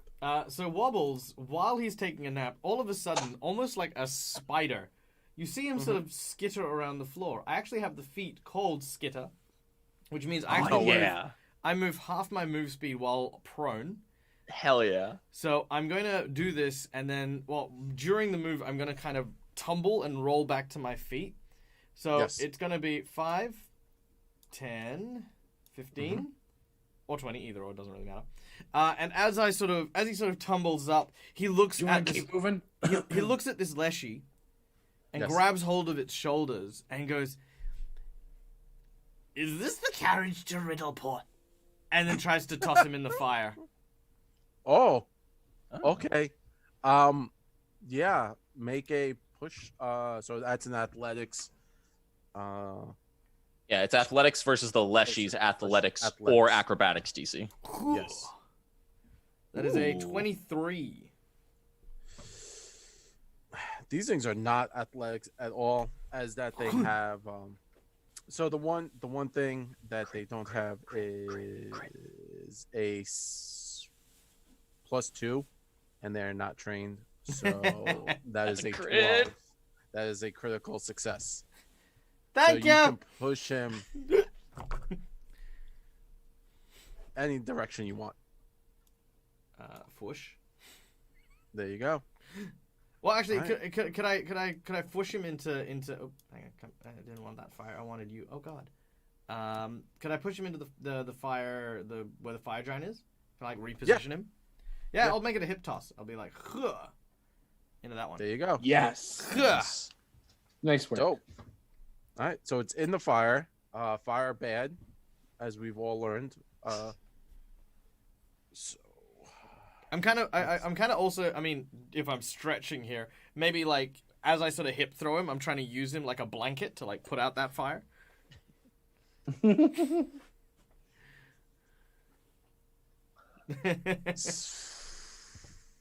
I mean, yeah, it's a stretch. It's a stretch. I'm good. It's fine. So I will say this: you can roll damage. So roll 2d4. That is 6 damage. Okay, so it takes 6 points of damage, which is a good amount, and it is on fire, so it has persistent fire damage. So that's another d4. That's 1 damage. Okay, so every turn it's going to take 1. Well, it's persistent. Yeah. I also take persistent damage. Actually, what you did was really cool. So I will, because you were moving on the floor, there is an action you could do to kind of stop, drop, and roll. Mm-hmm. And if you do something like that, you can automatically put yourself out. Normally it takes a bunch of actions, but you were like, I'm crawling around on the floor to begin. So you'll put yourself out. Yay! Next Staggering up style, is, stop, drop, and roll. Yeah, it's right there. It's on top of each other. Selly, make it happen. Okay. So Selly actually kind of crouches down to the ground. She puts her hand on the ground. It starts to rumble a little bit. Mm-hmm. And you see up by the fire, up by whoever is sort of in the middle here. I don't know who this is. Sorry, hold on. I'm on the wrong computer. Whoever Brood is. So up by Brood, you will see some rocks start to form together. And in front of you will be an earth elemental. Oh. Okay. Now, can that elemental go this turn, or do I have to wait the next turn? What did you use? Summon elemental? Yes. I believe that's 3 actions. Yes.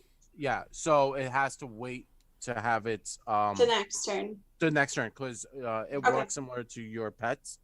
So when you have actions, you could tell them to do things with your actions. Yep. Perfect. That's great. So that's all I am gonna do. Did I put it where you kind of wanted it, like right over here? Yeah, I think it actually has to go down 1 square because that would be the limit to my range. Okay. Immediately when you finish casting a summon spell, the summoned creature uses 2 actions that turn. Oh, so it has 2 actions. There you go. Okay, perfect. So it is going to, then it will actually use 1 action to move forward here. And then it is going to use its breath weapon to attempt to put out the flame. And its breath weapon is essentially, I mean, it's just going to be bludgeoning damage, but it should just be earth and rocks, and it's going to try and smolder the flame. So it's a 15-foot cone, it looks like. Clever. I like it. This earth elemental hates fire elementals. Fight. Roll to see if it works altogether. Just don't roll. I'm not going to say the number, but we all know the number. Oh. Okay. Do you want me to add anything to it when I roll it? Let's see what we got. Well, the earth elemental has a stat. I got a 15. The breath weapon, so I may have Googled it. That's fine. You know? That is 100% fine, because you actually needed a DC 15 to put out any 5-foot square of fire. So it will work. Cool. Please knock them all out. 15-foot cone. Perfect. Cool. Woo. 5, 10, 15. Yep. And then my other question is that it lasts for 1 minute, and how long is each round? So 1 full round. So when it's the top of the round, which is wobbles, it's 6 seconds. So Perfect. you can go 10 rounds for the full minute. It's still the similar to 5th edition. Yeah. Okay. Perfect. Thanks. No problem. All my so Brood, what would you like to do? I'm gonna move up, and I'm going to. That would be my first action. Mm-hmm. So 5, 10 total, and then I'm going to attack this guy. Do it. And come on, baby. All right, that's all right. That's solid. That's good hit. 19. Good hit. That'll hit. All right, How and much then damage? 6 points. Okay. And I'm gonna try again. Big money. Come on, big roll. Yes. Nice. Do it. At least 9. Uh, So that is a crit. that is a crit. Yeah. So, So roll 18. again. Oh, roll again. Well, I like to roll again. I like rolling Yeah, dice. I think rolling twice is more fun. Yeah. Yeah, I would. 6. Yeah, I would rather have the double. Is the battle axe a ×3? I don't know. Battle axe or great axe? Battle axe, right? Battle axe. Does it have a deadly? Nope, it just has sweep. Sweep. So nothing special on crits. All right. Yeah, that's it. That's my turn.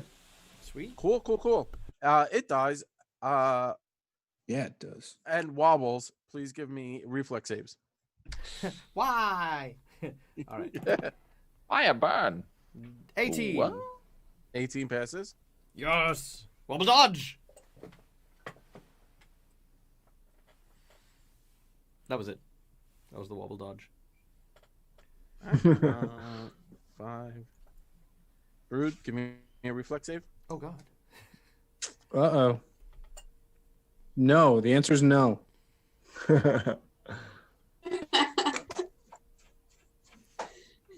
Pro tip: if you stand in the back, you don't have to make them.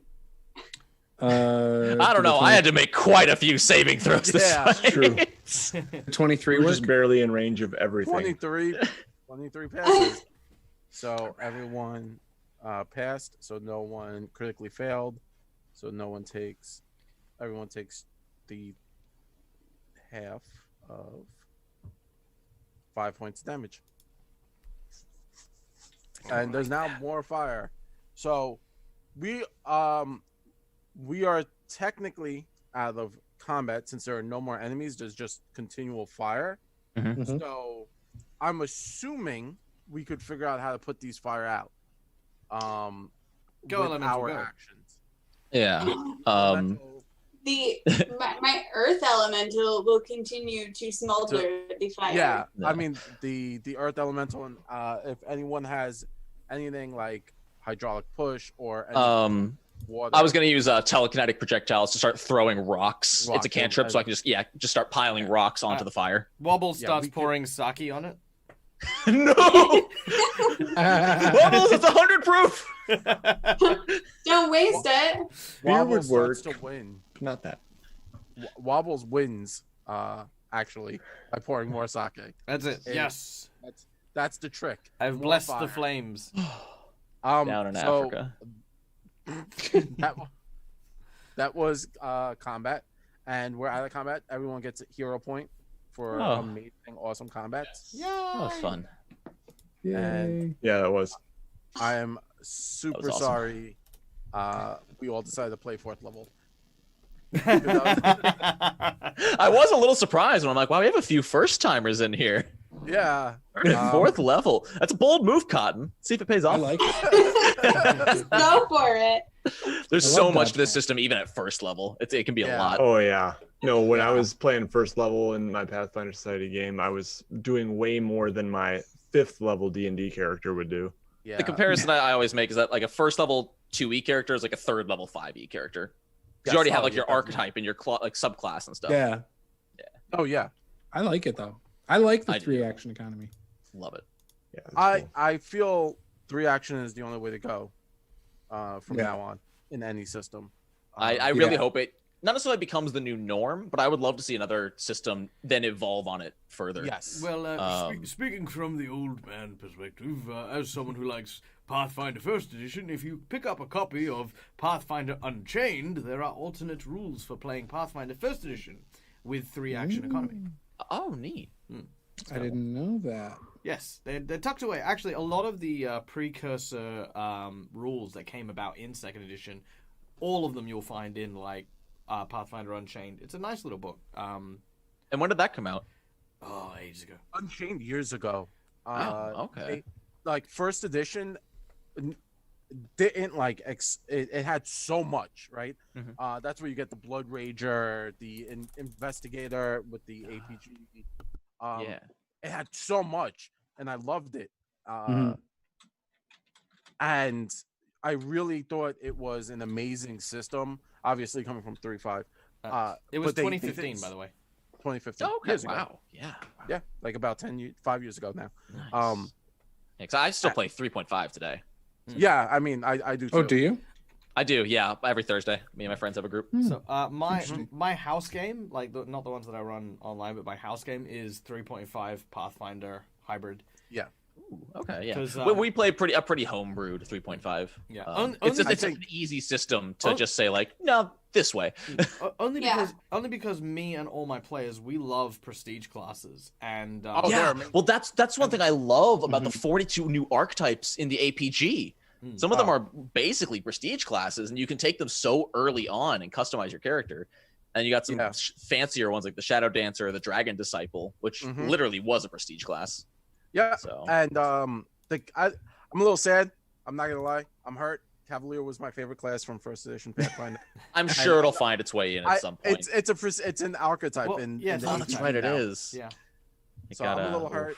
I was a big fan of it. I know I was on the minority side of that. Everyone was like, Cavaliers. Rah. But I swear, play one gnome Cavalier. And you know how everyone's like, hey, you can't have a mount in a dungeon. No, yeah, you can. It's small. Like, I'm about to show you how. You just got to ride a house dog. That's what I was doing the whole time with a javelin. I was wrecking house, man. I loved it.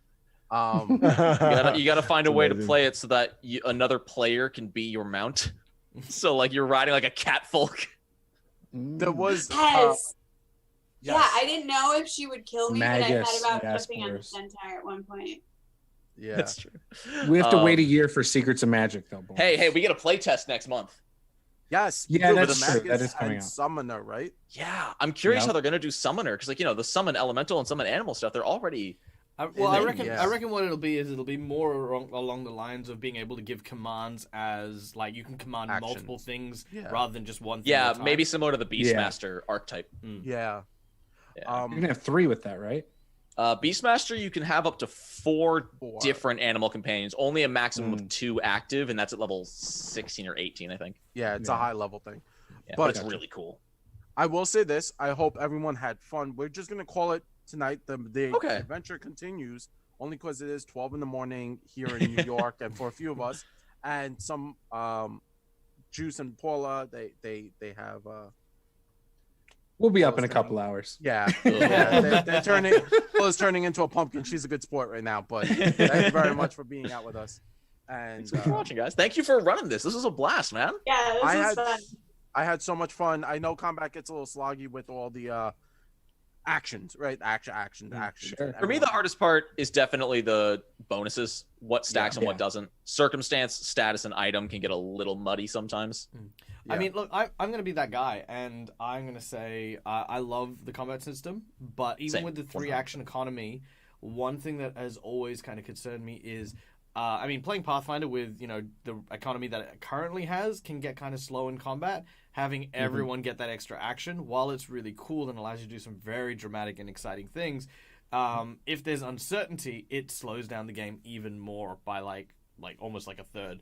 So for sure, especially when you're first learning the system, it can really slow stuff down. But once you know what you're doing, and especially your character, that slowness definitely disappears at an exponential rate. What I personally love about the system is I am constantly thinking, what am I going to do on my next turn? I have so many options. I think about it the entire time the rest of the combat's going, that by the time it gets to my turn, I'm like, okay, I want a sound burst, but where can I target this where it's going to hit only them? And I'll have an extra action, so I should inspire courage. And it can definitely be overwhelming for some people. At first, yeah, but I think, like you're saying, once you understand it, it seems like you'll be able to go, okay, I'm gonna do this, followed by this and this. Right. Like you start thinking about that while you're waiting for your turn, and that's not something like that I was doing yet. Like I was trying to, but there was still a lot. And again, I have 6-7 months under my belt already. right. And I'm like 2 months. But that idea too, that certain actions are more costly is kind of cool, where it's just like, no, this is powerful, this is going to take 2 actions or 3. Right. That's usually where it keeps its balance. Like, summoning an elemental is your whole turn. I was gonna say that was one thing that I noticed is that I don't have anything that is really like one action. Like all of my spells are 2 or 3, and so then it's like, well, what else am I gonna do? Hit it with your stick. Yeah, spellcasters do play fairly similar to how they used to, which was, a move and a spell is typically what you get. So that's kind of what I went with. But I don't have I have a ranged weapon, but I get like a minus to hit. So right. Yeah. You can command your badger to do 2 things. Yeah, well, but I kept going with fire and area of effect. I don't want my badger to be in fire. But the badger is like a good fallback as well. I didn't use any of my monk archetype. But if I ever ran out of spell slots or had the opportunity to, I could have ever gone into a tiger stance and started, doing 1d8 slashing physical attacks. Right. Yeah, I moved him up when it was I'm getting close, so I can use him, for to disrupt the ground or whatever. But the one thing I love is they've made melee spellcaster fighters, which I think the Magus is going to be awesome when it comes out, much more viable, because something like True Strike, which makes your next attack have advantage, 2d20, take the higher. That's a 1-action spell, so you can, in one turn, move, True Strike, and attack with advantage. Hey, Druid, can you heal me? Oh, I got you. Sure can. All right.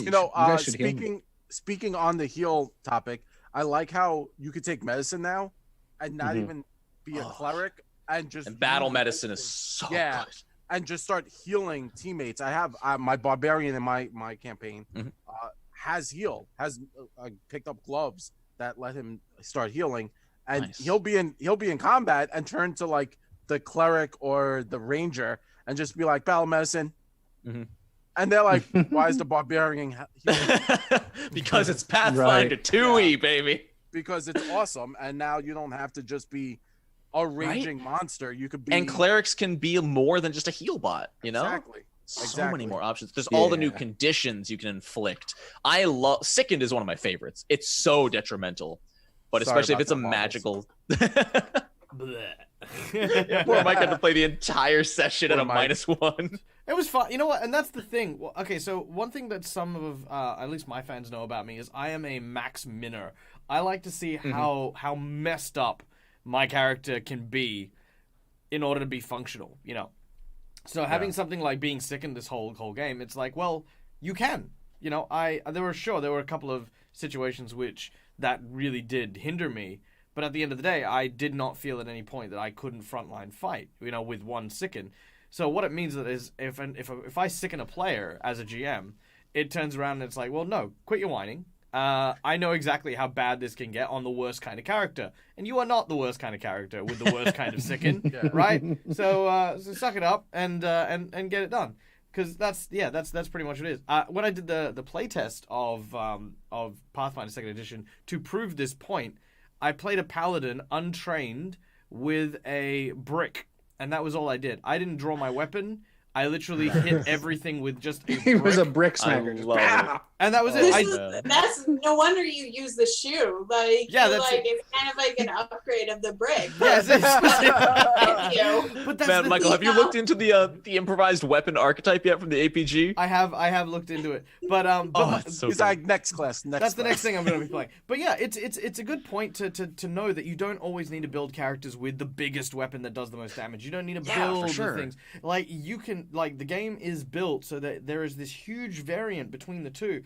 And I mean, even in that moment where it's like, cool, I think next to Monty there were the 2 Leshies who were brutally injured. Yeah, sure, you could have looked at doing a massive amount of damage, but Bubbles just turns around and goes, okay, you know what? Screw that grass. Right. and did just enough damage to kill them. Because anything else, right? If he stacked his deck so hard that he did 1,000,000 points of damage, right? None of that matters. They only had 2 hit points. You know, Yeah.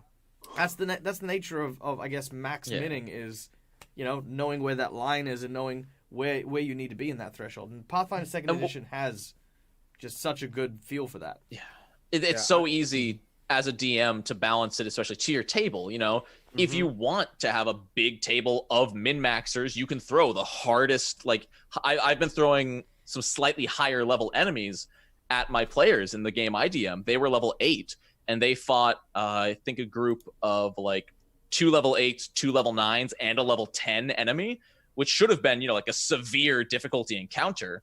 But because they were smart, they had good resources, and they were able to use their abilities, it was a good fight, and they won. But like you said, if you don't have to make these super overpowered characters, and you'll still be functional. There's so many choices out there that there's a lot of room to just have fun. And the numbers don't feel like they get too out of control either, from what I've seen. But I'm theory crafting still. Yeah. I will say this: the numbers start coming. If you're looking at it from like 5th edition, right? Which you should never really like. You should view everything in its own separate lens.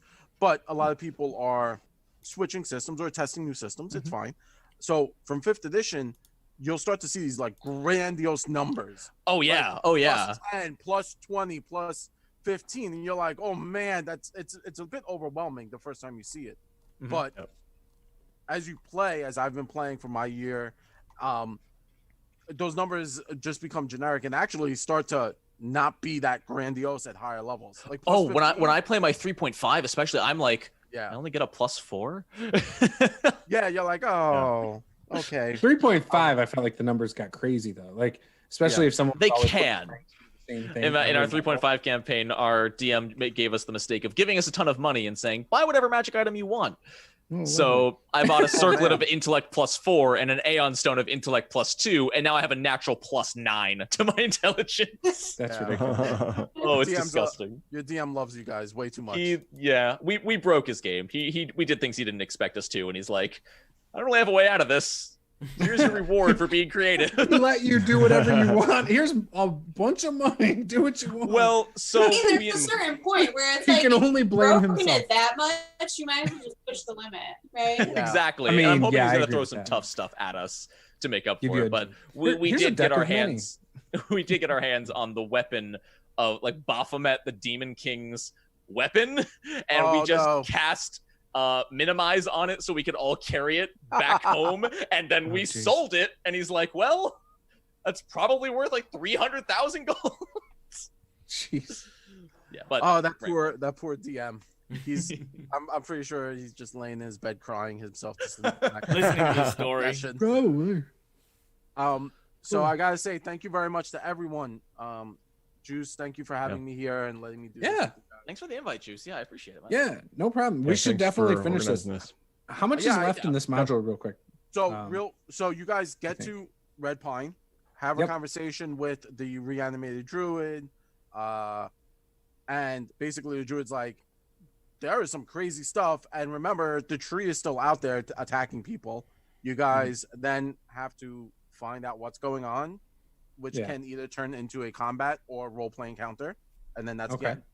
So normally, so it's probably like one more full session, probably. Yeah, there's like one more full session. Okay. Most society missions is like 2 or 3 combats, and that's it. So gotcha. And when you play it at an actual like sanctioned society event, it's definitely much more streamlined. Yeah. You know, they don't usually give you as much of an opportunity to go check out the tavern. I don't know what the hell was up with Oscar. Right. I thought that was going to be more important. That was cool though. He's there just to flavor, because a lot of times in society it's just very straightforward, right? You're there. Yeah. It's like, here's your 4 hours brief, and now you fight. Yeah, that's it's really world building. It's world building. Yeah, Yes, that's fair. So Oscar was there. He was actually spying on you guys. He's a jerk. Gotcha. I figured that's what the eye was doing. Now he's just looking at Wobble's intestines. But now he's looking out of Wobbles, so everything's about 2 feet off the floor. He sees the inside of the shirt. And a shirt, the inside of a That's shirt. fair, yeah. After a while, he was on fire. He was confused. That's true. He was on fire. He was itchy. I mean, you know what would be really funny if it was like, you know, like kind of that third eye thing where he can concentrate and like feel what the eye feels as well. And it's just like, son of what is this goblin doing? Oh my god! Right. Is he stabbing me with a stick? There was an opportunity, I will say, to have a bard off. I thought about it, but I'm like, I don't want to be that guy who just takes the spotlight. It's like an American Pie when he goes to Chicago for the dress. Interpretive dance contest. I just realized I played a bard for a full session and I didn't roll performance. I'm sorry. That's because you're a crappy bard. Yeah, and I get a plus 14 to perform, Juice. What's plus 14 to 0 dice rolls? It's 0. And technically speaking, I actually swung around the leshy, so I did some actual dancing. That's true. You know, I had the tumble, I had the roll, I grabbed him, I pirouetted him into a fire. I mean, basically, yeah. I think I made Monty cry. A little bit. Don't go crying in the shower with all your clothes on again. Only some people are going to get that, and I love it. You got to go watch all of his backlog videos. So yeah, let's wrap there. We'll talk about playing and making that other session happen too. So we'll do that. I'll be down. Sounds good. Awesome. Thanks for running, Jared. Thank you so much for having me. Thank you, Juice. Thank you, everyone who was here. It's a pleasure and an honor to get to DM for such amazing players, and I'm a bit still overwhelmed. Hey, I appreciate you taking the time to do it. You know, it's for sure hard to find people to run games. So I put my little monster to bed hours ago. Yeah, yours stayed in bed. That was kind of nice for you, huh? We have a really high crib, and he's real tiny. That's the trick. All right. And you've got headphones on, so you know it's all good. Told my wife, I was like, doesn't exist. Yeah, I was like, hon, it's your job, and I put them on, and that was it. Turns around and realized the whole house is on fire. It could be. My dog was like running around in the middle of this, and I was hoping that you guys wouldn't hear, and I didn't need to see anyone. So that's good. Awesome. Thanks, guys.